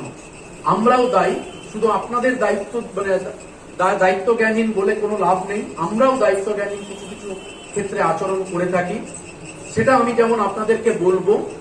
কারণ আমরা যখন সংসারে, যখন দুটো ছেলে, একটা মেয়ে কিংবা অন্যান্যরা যখন থাকে, তার অসুখ বেসুখ থেকে শুরু করে তার খাওয়া দাওয়া, তার ভরণ পোষণের জন্য যখন আমরা জীবিকাটা করি, মাছ ব্যবসা করি, সেখানে কিন্তু প্রতিটা সময় কিন্তু টার্গেট থাকে যে আমি আজ বাড়ি থেকে বেরিয়েছি, এত টাকার মাছ করতে হবে, এত টাকা লাভ করে আমাকে বাড়িতে ঢুকতে হবে, না হলে কিন্তু আজকে আমার মেয়ের স্কুলের ফিটা, আমার ছেলের স্কুলের ফিটা, তারকে জামাটা, আমার শ্বশুর বাড়িতে যাওয়া বা অন্যান্য সমস্ত কিছু যা কাজ আছে, অসুখ বেসুখ থেকে শুরু করে সমস্ত কিছু, সেই দায়িত্বটা কিন্তু আমরা বেরোনোর সময় এবং বাড়ি ঢোকা পর্যন্ত আমাদের মাথায় কিন্তু চলতে থাকে। আর আমরা যারা এই অর্গানাইজেশনটা করি, আমরা সত্যি এখানে কিছু পাওয়ার নেই। পাওয়ার একটাই জিনিস আছে, আমাদের যে জীবিকার যে অস্তিত্বের সংকট চলছে, সেই সংকট মোচনের একমাত্র উপায় হচ্ছে এই সংগঠন। আর আপনার পাশে কেউ দাঁড়াবে না, প্রত্যেকে ভুরি ভুরি প্রতিশ্রুতি দেবে, ভোট চাইবে, সমস্ত কিছু করবে, কিন্তু পাওয়ার বেলায় কিছুই নেই, অষ্টডম্বা। এই অশ্বডিম্ব নিয়ে আপনি বাড়ি যেতে পারবেন না, আপনাকে কিন্তু এই অর্গানাইজেশনের মধ্যে থাকতে হবে। আমি প্রথম আপনাদের দায়িত্ব জ্ঞানহীনের কথা বলেছি আমি, কিন্তু আমাদের যে দায়িত্ব জ্ঞানহীনতাটা কিছুটা আছে, সেটা হচ্ছে আপনাদের সাথে নিরন্তর যোগাযোগ যে করার থাকে। আপনারা অনেক সময় আমাদেরকে কারণ আমরা সবসময় সামনে বসে থাকি আপনাদের ডায়াসের মধ্যে, আপনারা অনেক কিছুই বলেন না, কিন্তু বলতে চাইলেও কোনো সময় অন্য জায়গায় বলেন। আপনাদের এই প্রবণতাটা আছে, আপনাদের প্রতি সুজয় কাকুর উপরে ক্ষোভ, অচিন্তদার উপরে ক্ষোভ, বিক্ষোভ সবই আছে। সেটা কিন্তু খুব কম লেভেলে হলেও আছে, কিন্তু আপনারা তার সামনে বলতে পারেন না। এই না বলাটা কিন্তু আপনার অর্গানাইজেশনকে দুর্বল করছে এবং আপনার দুর্বলতা প্রকাশ পাচ্ছে। আমি আপনাদের এখানে যারা আছেন, কারণ আপনি দেখি যে যখনই কোনো মিটিং আহ্বান করেন, তখন দেখি অচিন্তদা কিন্তু অফিসে এসে পুরো 2 ঘন্টা ধরে কালকে মিটিং আছে আসতে হবে, কালকে মিটিং আছে আসতে হবে, এতজন আসবে, একটা মানুষজন একজনই কিন্তু দেখি এই কাজটা করে থাকে। আমার মনে হয় এখানে যারা আছেন, আপনার পরিবারের ছেলে কিংবা আপনাদের আমার মতো মোবাইল এরকম কজনের আছে? এখানে যারা আছেন যে হাত তুলবেন তো, কতজন আছে এরকম মোবাইল? কতজন? মাত্র 2 জন। প্রায় সবাই আছে। যদি আমার মনে হয়, কারণ এটা আমরাও প্র্যাকটিস করেছি, যে আমাদের পূর্ব মেদিনীপুর মৎস্যজীবী ফোরামেও এই ধরনের কিন্তু গ্রুপ ছিল না। আমাদেরকে মাননীয় আজকে যে সভা সভাপতি তিনি আমাদের কিন্তু বলেছিলেন যে একটা হোয়াটসঅ্যাপ গ্রুপ করা দরকার, খুব তাড়াতাড়ি সংগঠনের বার্তা ওখানে পৌঁছে যাবে। যারা আপনারা করতে জানেন না অথচ এই অ্যান্ড্রয়েড সেট ব্যবহার করছেন, তারা দুটো উপায় ব্যবহার করতে পারেন, একটা লিখিত আকারে, আরেকটা হচ্ছে ভয়েস মেসেজ দিয়ে দেওয়া, যেটা আমরা করি। আমরা অনেক লিখতে জানলেও আমরা খুব তাড়াতাড়ি যখন বাসে ঘাটে কোথাও আছি, লিখতে পাচ্ছি না, তখন বলি যে আজকে অমুক তারিখ এত তার সময় অমুক জায়গায় এই মিটিংটা হবে, আপনারা দয়া করে চলে আসবেন। খুব সহজে আপনি খুব কান পেতে শুনে নিতে পারবেন, এবং আপনি তখন বারবার যখন শুনেন আপনার তখন আপনিও অভ্যস্ত হয়ে যাবেন। আপনার যদি কিছু বলার থাকে ইউনিয়নকে, আপনারা কিন্তু ওই ভয়েস মেসেজ দিয়েই বলবেন ওই গ্রুপের মধ্যে, তাহলে দেখবেন আপনাদের সাথে সংগঠনের নেতৃত্বদের যোগাযোগটা কিন্তু অনেকটা বৃদ্ধি পাবে। এটা আমার ব্যক্তিগত এক্সপিরিয়েন্স থেকে বলছি, কারণ বেশ কিছু জিনিস আপনারা আলোচনা করেছেন। এটা আমার প্রথম প্রস্তাব। আমার মনে হয় এই হোয়াটসঅ্যাপ গ্রুপ করা, এবং আপনারা যে এই জিনিসগুলো ব্যবহার করছেন, এই অ্যান্ড্রয়েড সেট আধুনিক হচ্ছেন, এই আধুনিকতাও কিন্তু আপনাদেরকে ট্রেনিং দিতে হবে। তার কারণ হচ্ছে আপনারা যদি এটা যদি স্বাবলম্বী না হন, তাহলে কিন্তু আপনাদের পথ চলতে গিয়ে হোঁচট বারবার খেতে হবে। এই জিনিসটা করাটা খুব জরুরি। এবং আমি দ্বিতীয় আরেকটা জিনিস আমি বলতে চাই, সেটা হচ্ছে যে বেশ কিছু প্রস্তাব এখানে এসছে, বেশ কিছু ভালো কাজ হয়েছে। যেমন এই রিভলভিং ফান্ডের কথা বলা হয়েছিল, যে একটা অর্গানাইজেশন তার মৎস্যজীবীদের, তার মেম্বারদের সাহায্য করছে, অর্থনৈতিকভাবে সাহায্য। আসলে এই সাহায্য করার কথা তো ছিল সরকারের, তাদের দায়িত্ব ছিল। ব্যাংকে এত বড় বড় এত ব্যাংক আছে, এত সোসাইটি আছে, তারপরেও কেন 2022 সালে দাঁড়িয়ে আমাদেরকে সংগঠনের কাছ থেকে 5,000 10,000 টাকা সাহায্য নিতে হচ্ছে? এতে লাভ হচ্ছে, কিন্তু এই যে উদ্যোগ গ্রহণটা, এই যে সদর্থক, এই সংগঠনের যে সদর্থক ভূমিকা গ্রহণ করাটা, এটাকে কিন্তু আপনারাও ভেতরে ভেতরে অ্যানালাইসিস করবেন। আপনি যখন কোন রাজনৈতিক দলের নেতৃত্বের কাছে যান কোনো কিছু পাওয়ার জন্য, তাকে কিন্তু একটা পার্সেন্টেজ দিতে হয়। এই পার্সেন্টেজ দেওয়াটা আপনার যেমন স্বাভাবিক হয়ে গেছে, অধিকারে জমে গেছে দেওয়াটা, যে আপনি জানেন যে ওর কাছে গেলেই, রামবাবুর কাছে গেলেই আপনাকে একটা ঘর পেতে গেলে একটা 10,000 টাকা দিতে হবে। আর যিনি যার কাছে যাচ্ছেন তারও একটা অধিকার জন্মে গেছে যে আমি এটা পাবই। এটা কিন্তু দুজনের এই কম্বিনেশনের মধ্য দিয়ে এসছে। কিন্তু আপনি যখন সংগঠনে আসেন, আপনি কিন্তু 100 টাকা ছাড়া, বছরে 100 টাকা ছাড়া আপনি কিন্তু একটি পয়সাও আপনি ব্যয় করেন না। কখনো কোনোদিন ভেবে দেখেছেন যে এটা সম্ভব হতে পারে? আপনি অন্যান্য অর্গানাইজেশন, মৎস্যজীবী সংগঠনের অর্গানাইজেশন সংগঠনগুলোর কাছে গিয়ে আপনি কান পাতবেন তো, তারা একটা জাল দিলেও 5,000 টাকা নেয়, একটা সাইকেল দিলেও 2,000 টাকা নেয়। আর আমরা যারা এখানে বসে থাকি, আমরা প্রতিনিয়ত অন্যান্যদের কাছে ভিক্ষা করি। যখন সুজয় কাকু এই রিপোর্টটা পেশ করছিলেন যে 400 জনকে খাইয়েছি, একটা জায়গায় বলছে যে এতজনকে ত্রিপল দিয়েছি, এতজনকে বন্যায় ডুবে যাওয়ার পরে তাদেরকে রিলিফ দেওয়া হয়েছে। একবার করে ভেবেছেন যে এগুলোর মূল্য মিনিমাম কয়েক লক্ষ টাকা? এই টাকাগুলো কোত্থেকে আসছে? কোত্থেকে আসছে? সংগঠন তো আপনার এই 100 বছরে 100 টাকা দিয়ে তো নিশ্চয়ই হবে না, আয় ব্যয়ের হিসাব বলে দিয়েছে। তাহলে ত্রাণের টাকা যেখানে লক্ষ লক্ষ টাকা খরচ হয়েছে 400 জনকে খাওয়াতে, একটা 40,000 টাকা খরচা হয়েছে, তাহলে ওই টাকা কোথায়? কারণ নন্দদা তো এখানে হিসেবটা পড়েনি, তাহলে সেই টাকা নিশ্চয়ই কোথা থেকে আসছে? ভিক্ষা করতে হয়, ভিক্ষা। শুনলে অবাক লাগবেন যে ভিক্ষা করতে হয়। এরকম অনেক সংগঠন আছে, তাকে বোঝাতে হয় আমরা কাদের নিয়ে কাজ করি, কি কাজ করি, তারা কি অবস্থায় আছে, এবং তাদের জন্য এই সাহায্যটা কতটা জরুরি। ভিক্ষা করে আপনাদের কাছে পৌঁছে দেওয়া হয়। সুজয় কাকু জেনে থাকবে, কখনো গল্প শুনবেন, পটাশপুরে যখন বন্যা হলো এবং এগরাতেও যখন দেওয়া হলো দুবদাতে, আপনি ভাবতে পারবেন না 4 থেকে 5 জন মানুষ এক মেটাডোর পুরো একটা পিকআপ, মানে 407 মালকে আনলোড করেছে, আবার তারপরের দিন যাওয়ার সময় লোড করেছে, গোটা রাত্রি ধরে প্যাকেজিং করা হয়েছে। এবং দুর্গাপুজো যখন ষষ্ঠী সপ্তমী অষ্টমীতেও, অষ্টমী নবমী তোমরা গেছো, আমরা সপ্তমী ষষ্ঠী সপ্তমী এইভাবে ব্যবহার করেছি। আপনারা ভেবে দেখবেন যে তারপরে আপনাদের কাছে পৌঁছে দিতে হয়েছে, বাড়ির লোকেরা বিরক্ত।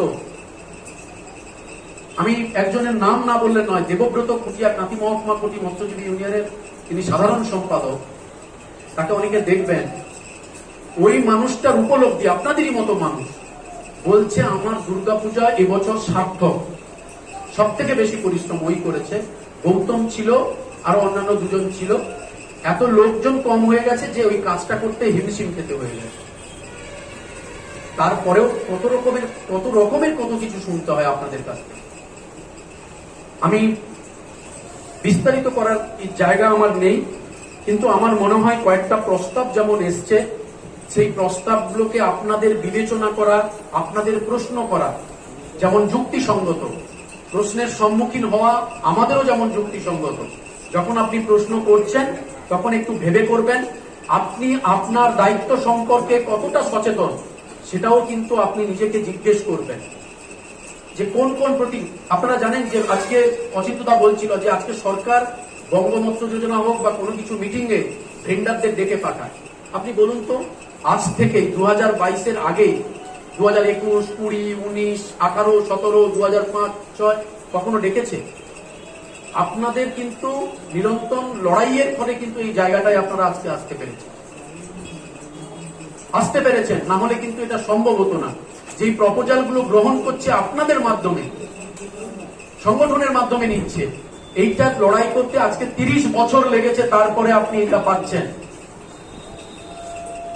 আপনি যদি এগুলো না বুঝতে পারেন তাহলে সম্ভব নয়। এবং সুজয় বাবু একটা খুব গুরুত্বপূর্ণ একটা কথা বলেছিলেন, সেটা হচ্ছে যে দুটো জিনিস তিনি খুব বলেছিলেন। একটা হচ্ছে যে জাতীয় নীতি, ভেন্ডারদের জন্য, মৎস্য ভেন্ডারদের জন্য জাতীয় নীতিটা দীর্ঘদিন ধরে এই দাবিটা করে আসা হচ্ছে। আমার মনে হয় এই দাবিটা কতটা যুক্তিসঙ্গত নয়, এটা নিয়ে কিন্তু আমাদের সত্যি আলোচনা করা জরুরি। কারণ সরকার, কেন্দ্রীয় সরকার বিভিন্নভাবে বিভিন্ন নীতি তৈরি করছেন, সেখানে পোস্ট হারভেস্ট একটা বিষয় রাখা হচ্ছে। আবার স্পেশালি যদি এই নীতিটা আমরা আনি, যদি এটার দাবি করি, সেটা কতটা যুক্তিসঙ্গত হবে এই নিয়ে কিন্তু আমাদের নতুন করে ভাবতে হবে। এক, এবং দ্বিতীয় আরেকটা জিনিস এখানে প্রস্তাব আছে, এই বিষয়টাতে, এইটার মধ্যে প্রস্তাব আছে, সেটা হচ্ছে যে একটা মণিপুরের একজন মহিলা মৎস্য ভেন্ডার, একজন অন্ধ্রপ্রদেশের মহিলা মৎস্য ভেন্ডার এবং পশ্চিমবঙ্গের একজন মহিলা মৎস্য ভেন্ডার যারা আপনারা আছেন, আপনাদের মধ্যে সমন্বয় এবং আপনারা তাদের অভিজ্ঞতা, তারা কিভাবে মাছ বিক্রি করছে মণিপুরে, অন্ধ্রপ্রদেশের একজন মহিলা কি লড়াই করে মাছ বিক্রি করছে এবং তার জীবিকা চালাচ্ছে, আপনারা কি প্রতিকূলতার মধ্য দিয়ে, কি সমস্যার ফেস করে আপনারা মাছ বিক্রি করছেন, এইটা এক্সচেঞ্জ হওয়া, মানে একে অপরের যে অভিজ্ঞতাটা, এইটা শেয়ার করাটা খুব জরুরি। তাহলে দেখবেন অনেক কিছু আপনারা নিজের থেকেই নিজেকে সমৃদ্ধ করবেন। আর আমার শুধু নেতৃত্বদের কাছে, যেটা আমার অবজারভেশন, আমাদের নেতৃত্বদের কাছে অবজারভেশন, মানে আমার অবজারভেশন যেটা নেতৃত্বদের বিষয়ে, যেটা আমি বারবার করে আপনাদেরকে আমরা বলবো যে নেতৃত্বরাও, তারাও তাদের যে যোগাযোগ ব্যবস্থাটা, তাদের যে বচনভঙ্গি, বলার ক্ষমতা, সেটাও কিন্তু কোথাও কোথাও ফেল করছে। তা না হলে এই ধরনের এইরকম একটা বার্ষিক সাধারণ সভা কি করে ফেল করতে পারে? আমার মনে হচ্ছে যে নেতৃত্বদের এখানেও কোথাও না কোথাও ঘাটতি আছে। আমার মনে হয় আগামী দিনে এই বিষয়টা মাথায় রাখা উচিত নেতৃত্বদেরও, এবং এই যোগাযোগ স্থাপনটা কি করে নেতৃত্বরা আরো কাছে পৌঁছতে পারবে, আরো বিশ্বাস অর্জন করতে পারবে, এর দায়ও কিন্তু নেতৃত্বদের নিতে হবে। না হলে কিন্তু এই সমস্যার সমাধান কখনো হবে না।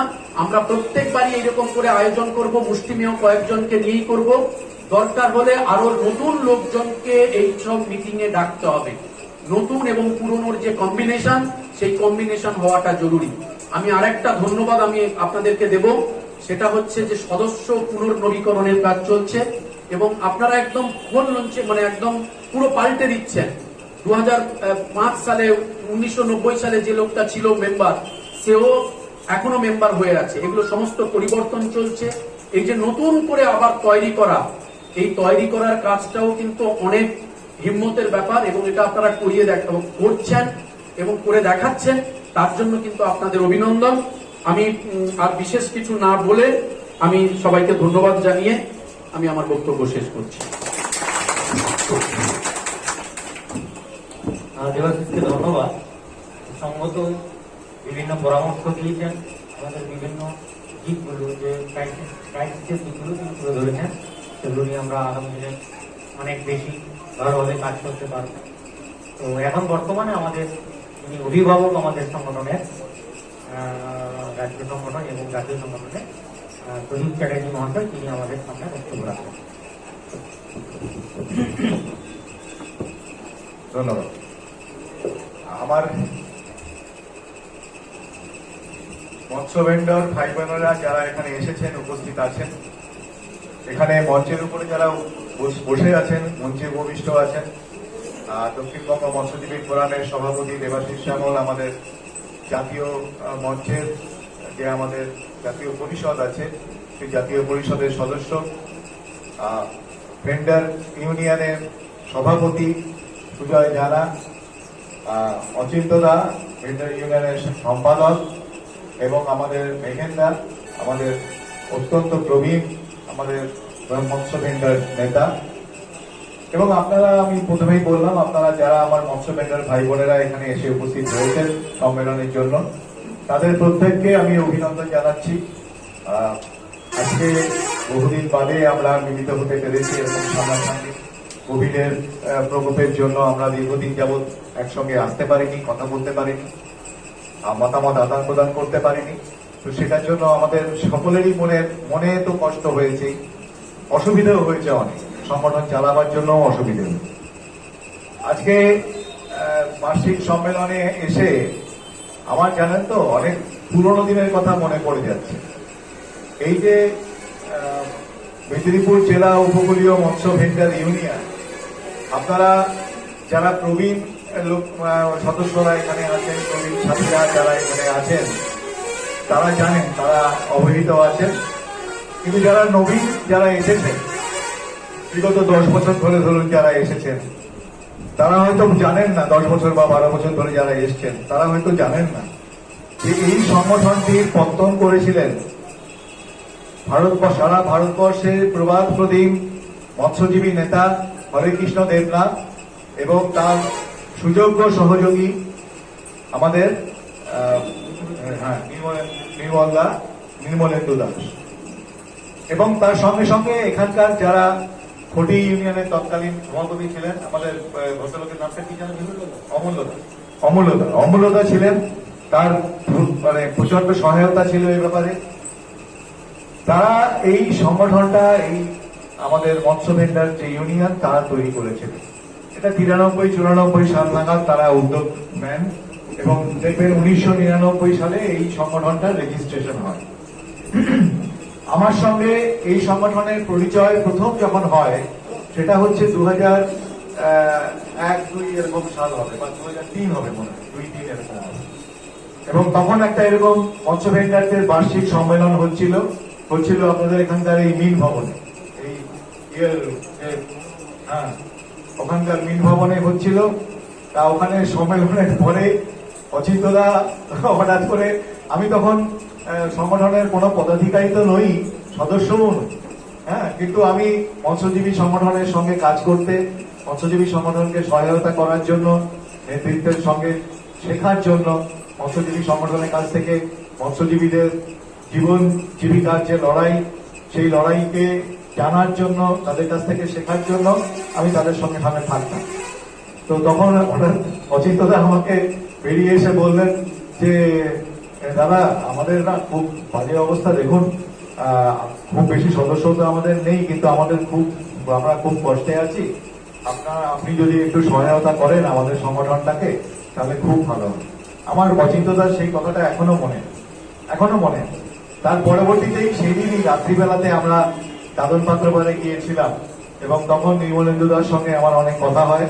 তার পরবর্তীতে ভেন্ডারদের জীবন জীবিকা, তাদের জীবনের সমস্যা বা জীবনের পারমাসা, এই সম্পর্কে জানতে গিয়ে কিন্তু আমি এই আমাদের যে মৎস্যজীবী ইউনিয়নে যারা নেতা ছিলেন, বিশেষ করে দেবাশিস শ্যামলের বাবা, তিনি একরকম আমার শিক্ষকও বটেন, তিনি আমাকে ধরে ধরে পুরো বুঝিয়েছিলেন যে মৎস্য ভেন্ডারদের জীবনের প্রত্যেকটা ধাপে সকাল থেকে আর শুরু করে রাত পর্যন্ত তারা যে জীবিকার সংগ্রাম করে সেই সংগ্রামের প্রত্যেকটা ধাপে তাদের কি কি প্রতিবন্ধকতার সম্মুখীন হতে হয়, কি কি সমস্যার সামনে সামনে তাদেরকে আসতে হয়। তো তাদের কাছ থেকে শিখেই আমরা পরবর্তীতে 2009 সালে আমাদের হরেকৃষ্ণ দা প্রয়াত হন 2009 সালের ডিসেম্বরে। তারপর থেকে আমাদের নতুন করে চলার উদ্যোগ আমাদের নিতেই হয়, কারণ ধারে জোয়ার এসে পড়ে। তো সেইটার পরে তারপর থেকে যে উদ্যোগটা শুরু হয়, সেই উদ্যোগে কিন্তু এই যে শিক্ষা, এই শিক্ষাগুলো প্রচন্ডভাবে কাজে লেগেছে। এবং তাই সঙ্গে সঙ্গে এই ইতিহাস যখন আমি বলছি, তখন আপনারা একটা জিনিস একটু মাপবার চেষ্টা করবেন, সেটা হচ্ছে ওই সময় থেকে আজ পর্যন্ত কি ধরনের বিকাশ ঘটেছে আমাদের ইউনিয়ন। প্রথম যে জিনিসটি আপনাদেরকে মানতেই হবে, অনস্বীকার্য, আমাদের ভেন্ডার ইউনিয়নের সমস্ত যারা নেতা আছেন বা পুরনো নেতা যারা আছেন, তারা জানেন যে মৎস্য ভেন্ডারদেরকে সরকারি আধিকারিকরা মৎস্যজীবী বলেই স্বীকার করতেন। আইডেন্টিটি কার্ড ফার্ড দেওয়া তো দূরের কথা, বলতে তোমরা আইডেন্টিটি কার্ড চাইছো কেন?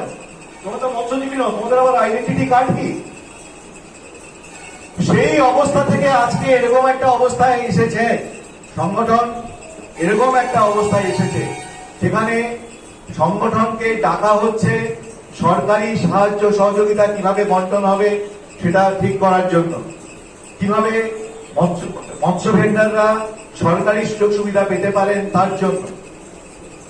এই যে একটা বিরাট উত্থান ঘটেছে, যেখানে তারা সংগঠন তো দূরের কথা, মৎস্য ভেন্ডারদেরকে পুষতই না, তাদের সংগঠনকে টাকার কথা তারা ভাবতেই পারতো না। সেখান থেকে আজকে তাদেরকে ডাকা হচ্ছে, তাদেরকে জিজ্ঞাসা করা হচ্ছে যে কিভাবে বন্টন করা যায় সরকারি সুযোগ সুবিধে। এই যে এনজেসিসি কার্ড বা এই যে আমাদের বঙ্গীয় মৎস্য যোজনা, তার যে সমস্ত কাজকর্মগুলো আছে, যে সমস্ত প্রকল্পগুলো আছে, সেগুলো কিভাবে বন্টন করা যাবে, মৎস্য ভেন্ডাররা কিভাবে এটা পেতে পারবেন, তার জন্য তারা ইউনিয়নের সঙ্গে কথা বলছে। এটা খুব কম কথা, এটা খুব কম কথা নয়, কিন্তু এটাও বোঝার ব্যাপার আছে যে এটা যেমন অনেক বড় কথা, অনেক দূর যেমন আমরা এগিয়েছি, সরকারি সাহায্য সহযোগিতা যেমন এখন প্রায় নিয়মিতভাবে মৎস্য ভেন্ডারদের কাছে আসতে শুরু করেছে, সেরকমই কিন্তু এখনো আমার বিরাট একটা ফাঁক রয়ে গেছে। ফাঁকটা কি? মৎস্য ভেন্ডারদের কিন্তু যা প্রয়োজন তার তুলনাতে যত সামান্য জিনিস পাওয়া যায়। এখনো পর্যন্ত মৎস্য ভেন্ডাররা তাদের নিজেদের অধিকারকে পুরোপুরি প্রতিষ্ঠা করতে পারেন। কেন পারেন? আপনারা একটা জিনিস বোঝার চেষ্টা করবেন, এটা খুব গুরুত্বপূর্ণ বিষয় কিন্তু যেটা আমি বলতে চলেছি, সেটি হচ্ছে এখন মৎস্য ভেন্ডারদের সাথে যখন কিছু ব্যাপারে কথাবার্তা বলতে হয়, কাকে ডাকে? মৎস্য ভেন্ডার ইউনিয়নের নেতাকে ডাকে, সুজয় জানাকে ফোন করা হয়, অচিন্ত বাবুকে ফোন করা হয়, ফোন করে বলা হয় আপনারা আসুন কথা বলুন, এখানে এই জিনিস আছে। কিন্তু যখন জিনিসগুলোকে বন্টন করা হয়, এই বন্টন হয় কোথা থেকে? ব্লক থেকে বন্টন হয়। অনেক দেশ থেকে ব্লক থেকে বন্টন হয় না। তখন আমাদের ব্লকের নেতাদেরকে কি ডাকা হয়? ব্লকের নেতাদেরকে কি ব্লকে ডাকা হয় যে আমরা এতগুলো ঠান্ডা বাক্স এখানে বিতরণ করব, সাইকেল বিতরণ করব, আপনারা আসুন? ডাকা হয় কি? হয় না তো? এটা একটা নির্দেশক, এটা একটা জিনিসকে চোখে আঙুল দিয়ে দেখিয়ে দেয় যে আমাদের এতদিনের প্রচেষ্টায় আমাদের ইউনিয়নের একটা স্বীকৃতি পাওয়া গেছে। আমাদের ইউনিয়নের যারা সর্বোচ্চ নেতা তাদেরকে ওরা কিছু পরিমাণে রেয়াত করছে, কিন্তু সাধারণ মৎস্য ভেন্ডারদেরকে, আমাদের ব্লক স্তরের নেতৃত্বকে ওরা রেয়াত করছে। তাহলে মৎস্য ভেন্ডারদের স্বাবলম্বী হয়ে ওঠা, তাদের স্বাধিকার নিয়ে আসা, তাদেরকে ক্ষমতায়ন করা, তাদের নিজেদের ক্ষমতা বাড়ানো, এটা কি আমরা করতে পেরেছি? নেতার ক্ষমতা বাড়া মানে কিন্তু সমস্ত ইউনিয়নের ক্ষমতা বাড়া নয়, ইউনিয়নের সমস্ত সদস্যদের সমস্ত স্তরের নেতৃত্বের ক্ষমতা বাড়া নয়। এটা আপনারা সবসময় মনে রাখবেন। এবং এইটা মনে রাখার সঙ্গে সঙ্গেই আরেকটা জিনিস আসবে, সেটি হচ্ছে পাওয়ায় আছি আদায় নেই। অচিন্তদা বললেন আমরা পাওয়ায় আছি কিন্তু আদায়ে নেই। এইটা করলে ক্ষমতা বাড়বে।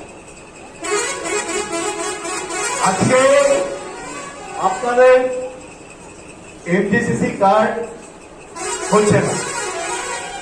এমজিসিসি কার্ডের যে আবেদনপত্র, সেই আবেদনপত্রে মৎস্য ভেন্ডারদের জন্য নির্দিষ্ট আবেদনপত্র পাওয়া যাচ্ছে না।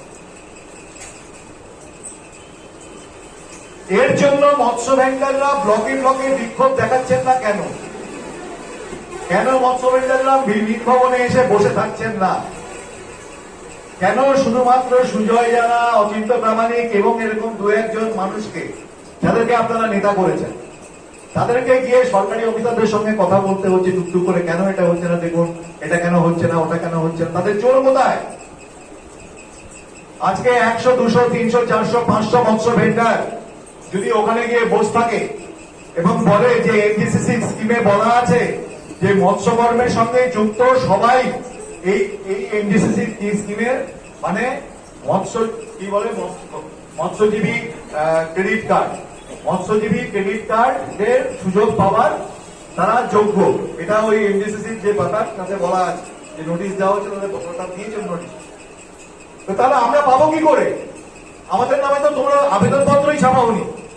আবেদনপত্রের যে ফর্ম সেটা তো তুমি মৎস্য ভেন্ডারদের নামে ছাপাওনি। যদি তুমি সেটা না ছাপিয়ে থাকো তাহলে তুমি এটা বলছো কি করে যে সবাই পাবে? এটা তো বলতে হবে আপনাদের, এটা তো বলতে হবে। কি হয়েছে জানেন? মুর্শিদাবাদে যারা মাছ চাষ করে তাদের ফর্মে ফিল আপ করতে হয়েছে সমস্ত মৎস্য ভেন্ডারদের। ওখানে ফিল আপ করে দিয়েছে এবং 1,000 টাকা পেয়েও গেছে। কিন্তু মৎস্য ভেন্ডারদের নামে হচ্ছে না। কেন হচ্ছে না? যে কোনো মুহূর্তে তো লোকে বলতে পারে যে ভাই ওইটা আমরা মানছি না, এবং শুধুমাত্র ওই কারণেই তো ব্যাংক বলতে পারে যে আমি টাকা দেবো না। ব্যাপারটা তো নিয়ম কানুন মেনে হলো না। আর আমাদের তো এটার মর্যাদার প্রশ্ন, মৎস্য ভেন্ডাররা কেন তাদের নামে তাদের জন্য কেন এর ফর্ম থাকবে না? এটার একটা ব্যাপার দেখুন। এনডিসিসি স্কিম, এমডিসি বলছি, বঙ্গীয় মৎস্য যোজনা, বিএমওয়াই, বঙ্গীয় মৎস্য যোজনা স্কিম কি আসছে? সাইকেল আসছে। কি আসছে? মানে সাইকেলের সঙ্গে ঠান্ডা বাক্স বা মোটর সাইকেলের সঙ্গে ঠান্ডা বাক্স। আপনার কি কি জিনিস দরকার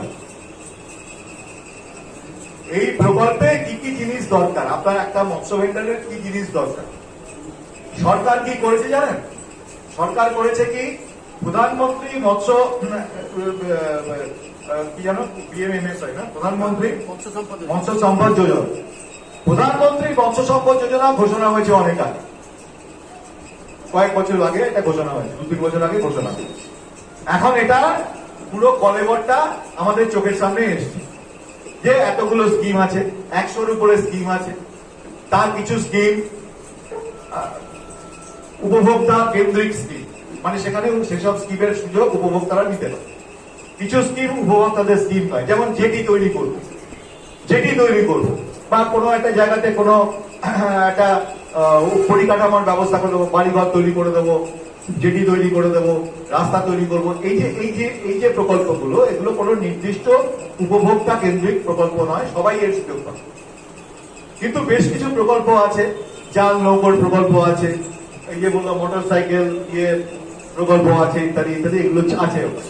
তো আমাদের রাজ্য সরকার বললেন কি, যে যেহেতু ওটা প্রধানমন্ত্রী মৎস্য সম্পদ যোজনা, তো আমরা আমাদের রাজ্যে প্রধানমন্ত্রীর নামে আমরা স্কিম করবো। তো আমরা এবারে কার নামে করব বলে 2 বছর 3 বছর ওনারা সময়টা নষ্ট করল।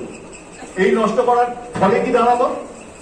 ফলে এই দাঁড়ালো, খুব গুরুত্বপূর্ণ বিষয়। আজকে আপনাদের এখানে কথা হচ্ছে যে কোনো মৎস্য ভেন্ডার মারা গেলে তাকে 2,000-3,000 টাকা করে ইউনিয়ন থেকে তাকে সহায়তা দেওয়া হচ্ছে। আপনারা জানেন যে প্রধানমন্ত্রী মৎস্য সম্পদ যোজনাতে একজন যদি মৎস্যজীবী মারা যান তাহলে তার জন্য 5 লাখ টাকার ইন্স্যুরেন্স আছে। 5 লাখ টাকা, 5 লাখ টাকার ইন্স্যুরেন্স আছে, এবং সেই ইন্স্যুরেন্সের জন্য একটু প্রিমিয়ামের টাকা আপনাকে দিতে হবে। কিন্তু আপনার নামটা মৎস্যজীবী হিসেবে নথিভুক্ত হতে হবে। ওই স্কিমেও নথিভুক্ত হতে হবে। এটা সরকারের দায়, রাজ্য সরকারের দায়, সেটা তারা করলেন। তার ফলে কি হলো, 2017 সালের অক্টোবর মাস থেকে আজ পর্যন্ত আমার পশ্চিম বাংলার প্রত্যেকটি মৎস্যজীবী সুরক্ষা হারালেন। কি সুরক্ষা হারালেন? এই যে দুর্ঘটনা বিমার যে সুরক্ষা ছিল সেটা তারা আর পেলেন। দুর্ঘটনা বিমার দ্বারা তাদের আর কোনো কাভার থাকলো না, কোনো নিরাপত্তা রইল না। দুর্ঘটনা ঘটলে পরে তুমি মারা গেছো, তোমার যা জমানো টাকা আছে তাই নিয়ে খাও, থাকলে খাবে, তাহলে তোমার পরিবার খাবে না। সরকারের তরফ থেকে কোনো ধরনের সহায়তা দেওয়া যাবে মৎস্যজীবী হিসেবে, কারণ নেই, প্রকল্প নেই। অথচ আমরা দেখছি যে পিএমএমএসওয়াই স্কিমে প্রকল্প আছে, 5 লাখ টাকার প্রকল্প আছে। ইউনিয়নের পক্ষ থেকে, দক্ষিণবঙ্গ মৎস্যজীবী ফোরামের পক্ষ থেকে বারবার সরকারকে বলা হয়েছে যেটা অত্যন্ত অন্যায় হচ্ছে। আমার অসহায় হয়ে যাচ্ছে পরিবারগুলো, গরিব মৎস্যজীবী পরিবারগুলো পুরো অসহায় হয়ে যাচ্ছে। 5 লাখ টাকা যেখানে তারা পেতে পারে, হক কেন্দ্রীয় সরকার দিচ্ছে, আপনারা কেন্দ্রীয় প্রকল্প চালু করবেন কি করবেন না আপনাদের ব্যাপার, কিন্তু টাকাটা তো দরকার। আর এই টাকাটা তো সরকারের টাকা, মানে কি, এটা জনগণের টাকা।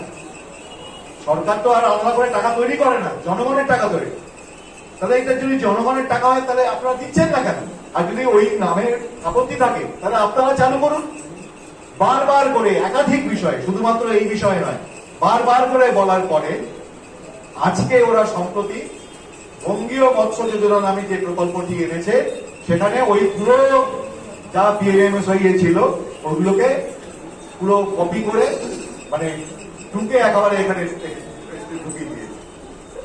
কিন্তু তাতে কি দাঁড়ালো? তাতে দাঁড়ালো এই যে 2017 সালের অক্টোবর থেকে আজ পর্যন্ত আমার যত মৎস্যজীবী ভাই বোন মারা গেলেন তারা কিন্তু 1 পয়সাও পেলেন না বিমা পাওয়া। কি ধরনের দায়িত্বজ্ঞানহীন ব্যাপার, কি ধরনের সহানুভূতিহীন ব্যাপার, কি ধরনের অমানবিক ব্যাপার আপনারা ভেবেছেন। যাই হোক, এটা তো একটা উদাহরণ দিলাম। আমার মূল বক্তব্য ছিল এটা, যেটা বলাটাই আমার কাছে আমার প্রধান উদ্দেশ্য।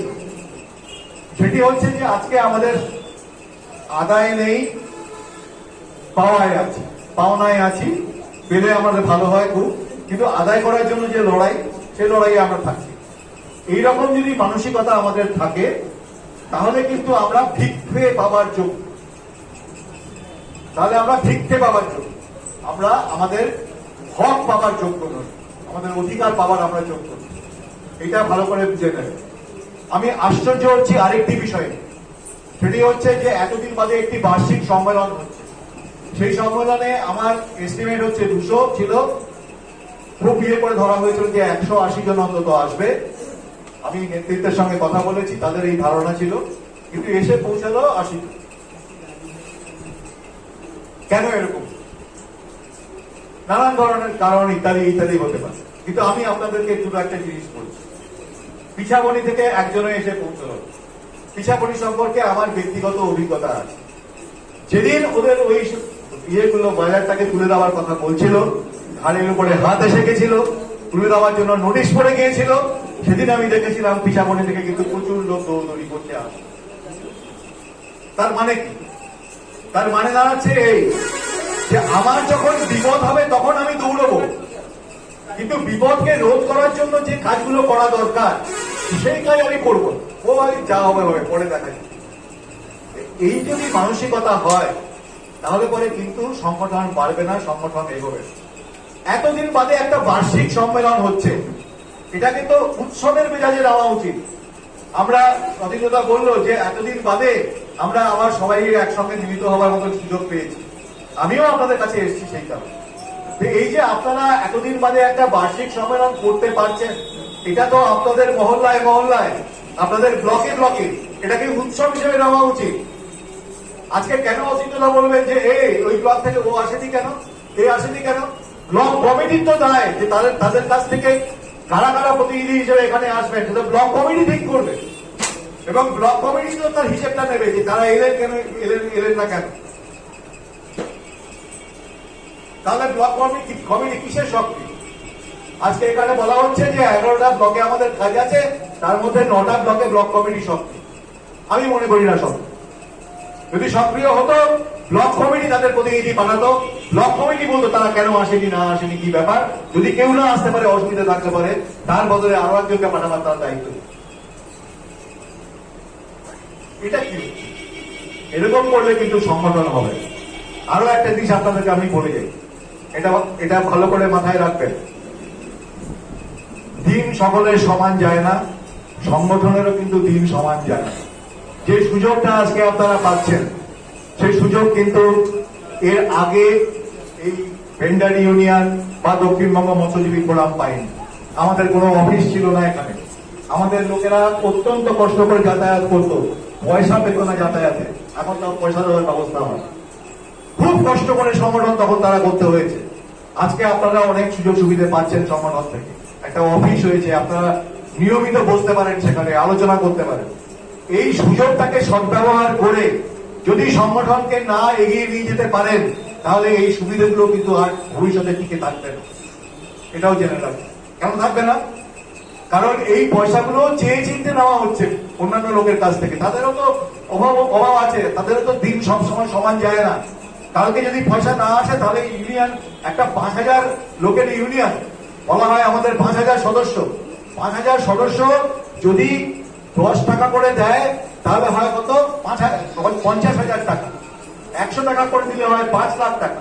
যদি 5 লাখ টাকা করে 5,000 সদস্য দেয় তাহলে পরে জানবেন আমার ইউনিয়নের খরচা উঠে যায়, অফিস ভাড়া সহ, নাকি না? উঠে যায়। তাহলে ইউনিয়নকে স্বাবলম্বী করতে গেলে আমাদেরকে তো সেই পথেই হতে হবে। কেন আমরা ভেঙে করতে যাবো? কেন আমরা অন্য লোকের কাছ থেকে পয়সা নিয়ে আমরা আমাদের অফিস চালাবো? এই জিনিসগুলো একটু মাথায় রাখবেন। যারা পয়সা দিচ্ছেন তাদের প্রতি আমি কৃতজ্ঞ, আমরা কৃতজ্ঞ, কিন্তু তার মানে এই নয় যে আমরা তাদের উপরে চিরদিন নির্ভরশীল হয়ে যাবো। কারণ নির্ভরশীলতা কাটাবার জন্যই তারা কিন্তু আমাদের সহায়তাটা করছে, এটাও আমাদের মাথায় রাখতে হবে। এটা দেখাটা খুব জরুরি কথা। আর একটা দুটো কথা আমার বলার আছে, সেটা হচ্ছে যে দেখুন, আমি জানি অচিন্তদার মনে অনেক ক্ষোভ আছে। সুজয়ের সঙ্গে যখন কথা হয় সুজয়ও বলে যে দাদা এরকম হচ্ছে না, ওরকম হচ্ছে না। নেতৃত্বকে কিন্তু সময় দিতে হবে। আপনাদের দিয়ে পাড়ায় পাড়ায়, মহল্লায় মহল্লায়, বাজারে বাজারে মৎস্য ভেন্ডারদের সঙ্গে কিন্তু বসতে হবে। যদি আপনারা এইটা না করেন তাহলে মৎস্য ভেন্ডাররা কিন্তু আপনাদেরকে চিনবেন, জানবেন না আপনারা কি বলতে চান। শুধুমাত্র শহরে বসে একটা কেন্দ্রীয় জায়গায় বসে দুমদাম কথা বলে দিলে পরে হয় না। আমি শুনেছিলাম, আমি শুনতে পাচ্ছি যে যখন ওরা বলল, মানে সরকার বলল যে ভেন্ডার ইউনিয়নকে আমরা 200 মোটরসাইকেল দেওয়ার ব্যবস্থা করছি, ওই ঠান্ডা বাক্স সহ। ভেন্ডার ইউনিয়ন যারা সংগঠক আছে ব্লকে তাদেরকে বলে দিল। তারপরে ভেন্ডার ইউনিয়নের নেতৃত্ব খবর পাচ্ছে যে আমরা তো পাইনি খবর, মোটরসাইকেল চলে গেল, আমরা খবর পেলাম না। এটা কি ইঙ্গিত দেয়? এটাও কিন্তু ইঙ্গিত দেয় যে ব্লক কমিটি সক্রিয়। কারণ ব্লক কমিটি থাকবে, ব্লক কমিটির সঙ্গে সঙ্গে আমরা এটাও আলোচনা করেছিলাম যে আমাদের বাজার কমিটিগুলোকে অ্যাক্টিভেট করতে হবে, বাজার কমিটিগুলোকে সক্রিয় করতে হবে। কারণ বাজারেই সমস্ত জায়গা থেকে, অনেক জায়গা থেকে মৎস্য ভেন্ডাররা এক জায়গাতে আসে, ফলে তাদের ওখানে খবর দেওয়াটা অনেক সুবিধে। কিন্তু খবর কেন পৌঁছবে? খবর যে পৌঁছবে না সেটা একমাত্র দায়িত্ব কিন্তু কেন্দ্রীয় নেতৃত্বের নয়, এই দুজন লোকের নয়। খবর পৌঁছবে না কারণ আমাদের যারা দ্বিতীয় তৃতীয় স্তরে যারা নেতৃত্ব আছেন তারা তাদের দায়িত্বটা পালন করছেন না, এই খবরটা তারা নিয়ে দিচ্ছেন না। লোক কেন দিচ্ছেন? এর ফলে কি দাঁড়াচ্ছে? এবারে ভেবে দেখুন কি দাঁড়াচ্ছে। ওনারা লড়াই করলেন, করে 200 মোটরসাইকেল জোগাড় করলেন, সরকার বলল 200 দেবে। যখন তারা লিস্ট সাবমিট করছে তখন 80 জনের লিস্ট সাবমিট। বুঝতে পারছেন সরকার কি ভাববে? বলে এরা এদের পেটে যা খিদে আছে তার থেকে অনেক বেশি খাবার চেষ্টা করছে। সত্যি কি তাই? সত্যিই কি তাই? আমার মৎস্য ভেন্ডাররা যারা চারিদিকে ছড়িয়ে আছেন তাদের কাছে যদি খবরটা পৌঁছতো তাহলে কি আমরা এই 200 কাছাকাছি, অন্তত 200 কাছাকাছি বা 200 আমরা আবেদনপত্র দিতে পারতাম না? নিশ্চয়ই পারতাম বলে আমার বিশ্বাস, কিন্তু আমরা করতে পারিনি কারণ আমাদের সংগঠন যথেষ্ট সক্রিয়।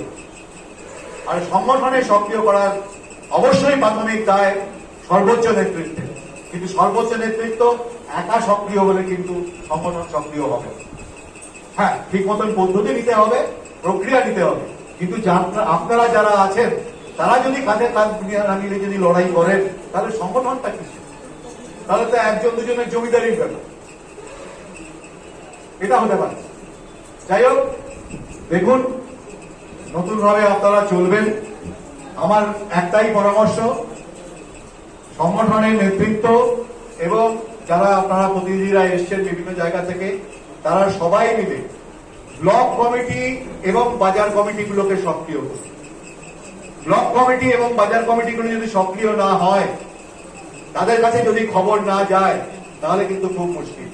আর বসার যদি অসুবিধা হয়, এই যে দাদা শুনুন, বসার যদি অসুবিধা হয় আপনারা সপ্তাহে একদিন অবস্থা বুঝে, মানে সপ্তাহে একদিন বাজার কমিটি বসতে পারে, অথবা 15 দিনে একদিন ব্লক কমিটি বসতে পারে, বা মাসে একদিন ব্লক কমিটি বসতে পারে, কিন্তু একটা বসার জায়গা করতে হবে, যেখানে আমরা সন্ধ্যেবেলাতে বা বিকেলের দিকে সব কাজকর্ম শেষ করে গা হাত পা ধুয়ে একটু বিশ্রাম নিয়ে খেয়ে দিয়ে এসে আমরা মাসে একদিন বা 15 দিনে একদিন আমরা ব্লকের একটা জায়গাতে আমরা আসবো, সেইখানে বসে, এটা কোনো সকালে বাজার হয়, বিকেলের দিকে খালি পড়ে থাকে, শেড আছে মাথার উপরে, সেখানেও আমরা বসতে পারি, অথবা অন্য কোনো জায়গাতে যদি কোনো অফিস টফিস থাকে সেখানেও বসতে পারি।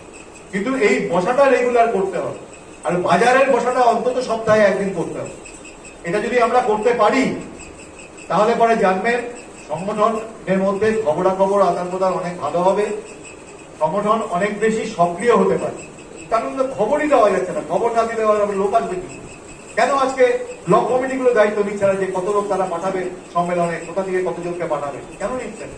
কেন আজকে এই যে যখন সরকার এইরকম গড়িমসি করছে, তখন তাদের সঙ্গে আন্দোলন করার জন্য ব্লক কমিটিগুলো কেন ঠেলছে না নেতৃত্বকে? উল্টে তো ব্লক কমিটির নেতৃত্বকে ফেলা উচিত, যে চলো ভাই আমরা যাই গিয়ে একদিন বসি, ব্লকে বসি, তারপরে একদিন আমরা কেন্দ্রীয়ভাবে বসি, দেখি কি হয়। আমরা মিডিয়াকে ডাকবো, সংবাদ মাধ্যমকে ডাকবো, দেখি যখন খবরগুলো বেরোবে তখন এই খবরটা কিন্তু শুধু এই কয়েকজনের মধ্যে থাকবে না, আমার আপামর মানুষের মধ্যে যাবে, তারাও বুঝবে যে কি হচ্ছে না হচ্ছে।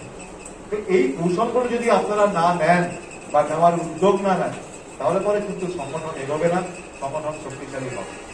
আমরা চেষ্টা করছি সারা পশ্চিমবাংলাতে মৎস্য ভেন্ডার সংগঠন তৈরি করতে, এবং সেখানে কিন্তু আপনাদের যারা মৎস্য ভেন্ডারের নেতৃত্ব এখানে আছেন, যাদের একটা বড় অভিজ্ঞতা আছে, বহুদিন ধরে তারা নেতৃত্ব দিচ্ছেন, তাদেরকে একটা বিশেষ ভূমিকা নিতে হবে।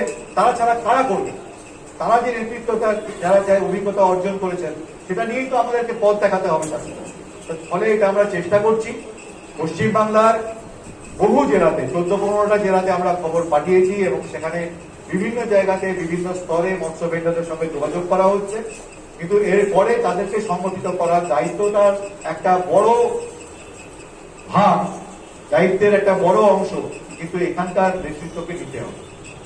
এই কথা বলে আমি, আপনাদের কাজ অনেক বাকি আছে আমি জানি, আমি অনেকক্ষণ বলে ফেললাম এই কারণেই যে সংগঠনটা বহুদিন ধরে আমি এই সংগঠনের সঙ্গে যুক্ত আছি।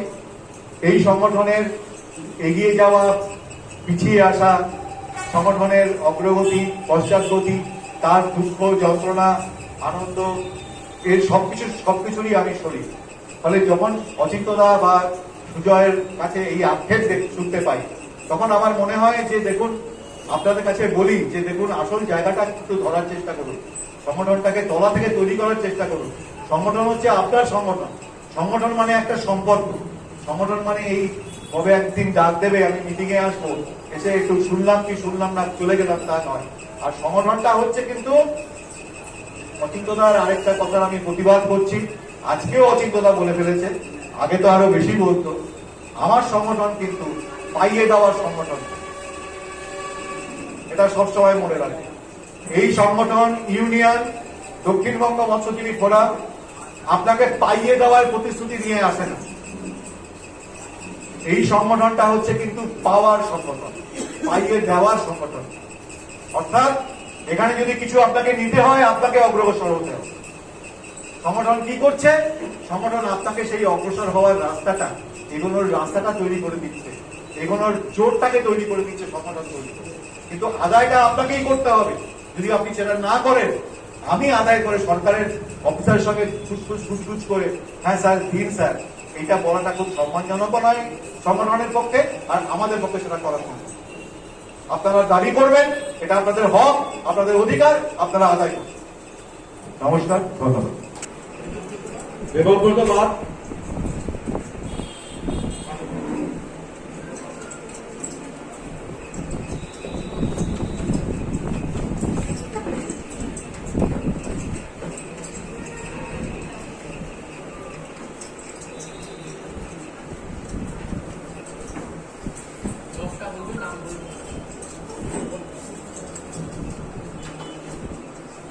আজকে এই সভার সভাপতিত্ব মাননীয় প্রদীপ চারা মহোদয় এবং উপস্থিত আছেন দক্ষিণবঙ্গ মৎস্যজীবী ফোরামের সভাপতি দেবাশিস শ্যামল মহোদয়, উপস্থিত আছেন আমাদের এই সভার পূর্ব মেদিনীপুর জেলা উপকূলীয় মৎস্য ভেন্ডার ইউনিয়নের সভাপতি মাননীয় সুজয় জানা মহোদয়, উপস্থিত আছেন আমাদের পূর্ব মেদিনীপুর জেলার উপকূলীয় মৎস্য ভেন্ডার ইউনিয়নের সম্পাদক মাননীয় অচিন্ত প্রামাণিক মহোদয় এবং আগত 11টি ব্লক এবং 2টি পৌরসভা এলাকার বিশিষ্ট প্রতিনিধিগণ, আপনাদেরকে আমার ব্যক্তিগত পক্ষ থেকে শ্রদ্ধা, প্রণাম এবং আন্তরিক শুভেচ্ছা জানাই। এখানে নেতৃত্বগণ দীর্ঘ বক্তব্য প্রসারিত করলেন, আমাদের লোকাল নেতৃত্বের যুক্তি তুলে ধরলেন এবং নেতৃত্বগণেরও কিছু সার্থকতা এবং ব্যর্থতা ওনারাও তুলে ধরলেন। কিন্তু আমরা শুধু নেতৃত্বের উপর নির্ভর করলে হবে না, আমাদেরকে নিজেদের মধ্যে, নিজেদের এলাকায়, নিজেদের বাজারের মধ্যে, নিজেদের প্রান্তিকের মধ্যে ক্ষুদ্র ব্যবসায়ী, প্রান্তিক ব্যবসায়ী মুষ্টিবদ্ধ হয়ে, একত্রিত হয়ে যদি আমরা আলাপ আলোচনা করতে পারি, তাহলে আমরা শুধু নেতৃত্বের উপর দায় ছেড়ে দিব যে আজকে নেতৃত্ব এই চেষ্টা করতে পারলো না, নেতৃত্ব দিয়ে বলছিলাম এটা হলো না, সেটা হলো না, এই জিনিসটা কিন্তু আগামী দিনে হয়। তাই আমার পক্ষ থেকে সবাইকে আহ্বান করব যেন নেতৃত্বর বক্তব্যগুলো বাছাই করে যদি আমরা প্রতিটি এলাকায় যদি আমরা সেইভাবে কমিটি, সেইভাবে আলোচনা আলাপ আলোচনা করতে পারি, তাহলে মনে হয় আরো অগ্রাধিকার পেতে পারি আমরা স্থানীয় প্রশাসনিক ভবন থেকে। আমাদের এগরা 2 ব্লকের এখানে অনেকে উপস্থিত আছেন এবং আসেনি হয়তো বিভিন্ন কারণে হয়, কিন্তু এই এগরা 2 ব্লকের একটি চরম ব্যর্থতা হচ্ছে কমিটি নামে মাত্র আছে, কিন্তু কমিটির মধ্যে কোনো যোগাযোগ স্থাপিত নেই। কে সভাপতি আছেন, কে সম্পাদক আছেন, কে বিভিন্ন পদে আছেন, কিন্তু একটা মিটিং হবে, মিটিং এর জন্য যদি আমরা সবাই একত্রিত হই, বিভিন্ন যারা পদাধিকারী আছেন বা যারা দায়িত্বে আছেন, আমরা যদি একত্রিত হই, যদি আমরা যোগাযোগ স্থাপন করি, তাহলে হয়তো এই এগরা 2 ব্লকে হয়তো আরো উন্নতি হতো। আমরা গত বছর 2021 সালের এই একটা সভা করেছিলাম বেতাহাট, বেতা স্কুলের ওইখানে এগরা 2 ব্লকের একটা সাধারণ সভা হয়েছিল। সেখানে স্থানীয় নেতৃত্ব হিসাবে আমাদের সমর্থা পরিচালনা করেছিলেন, কিন্তু তারপর থেকে আর কোনো যোগাযোগ নেই। যোগাযোগ নেই বলতে কি যে শুধু সমর্থা একা ত্রুটি তা নয়, আমাদেরও ত্রুটি আছে।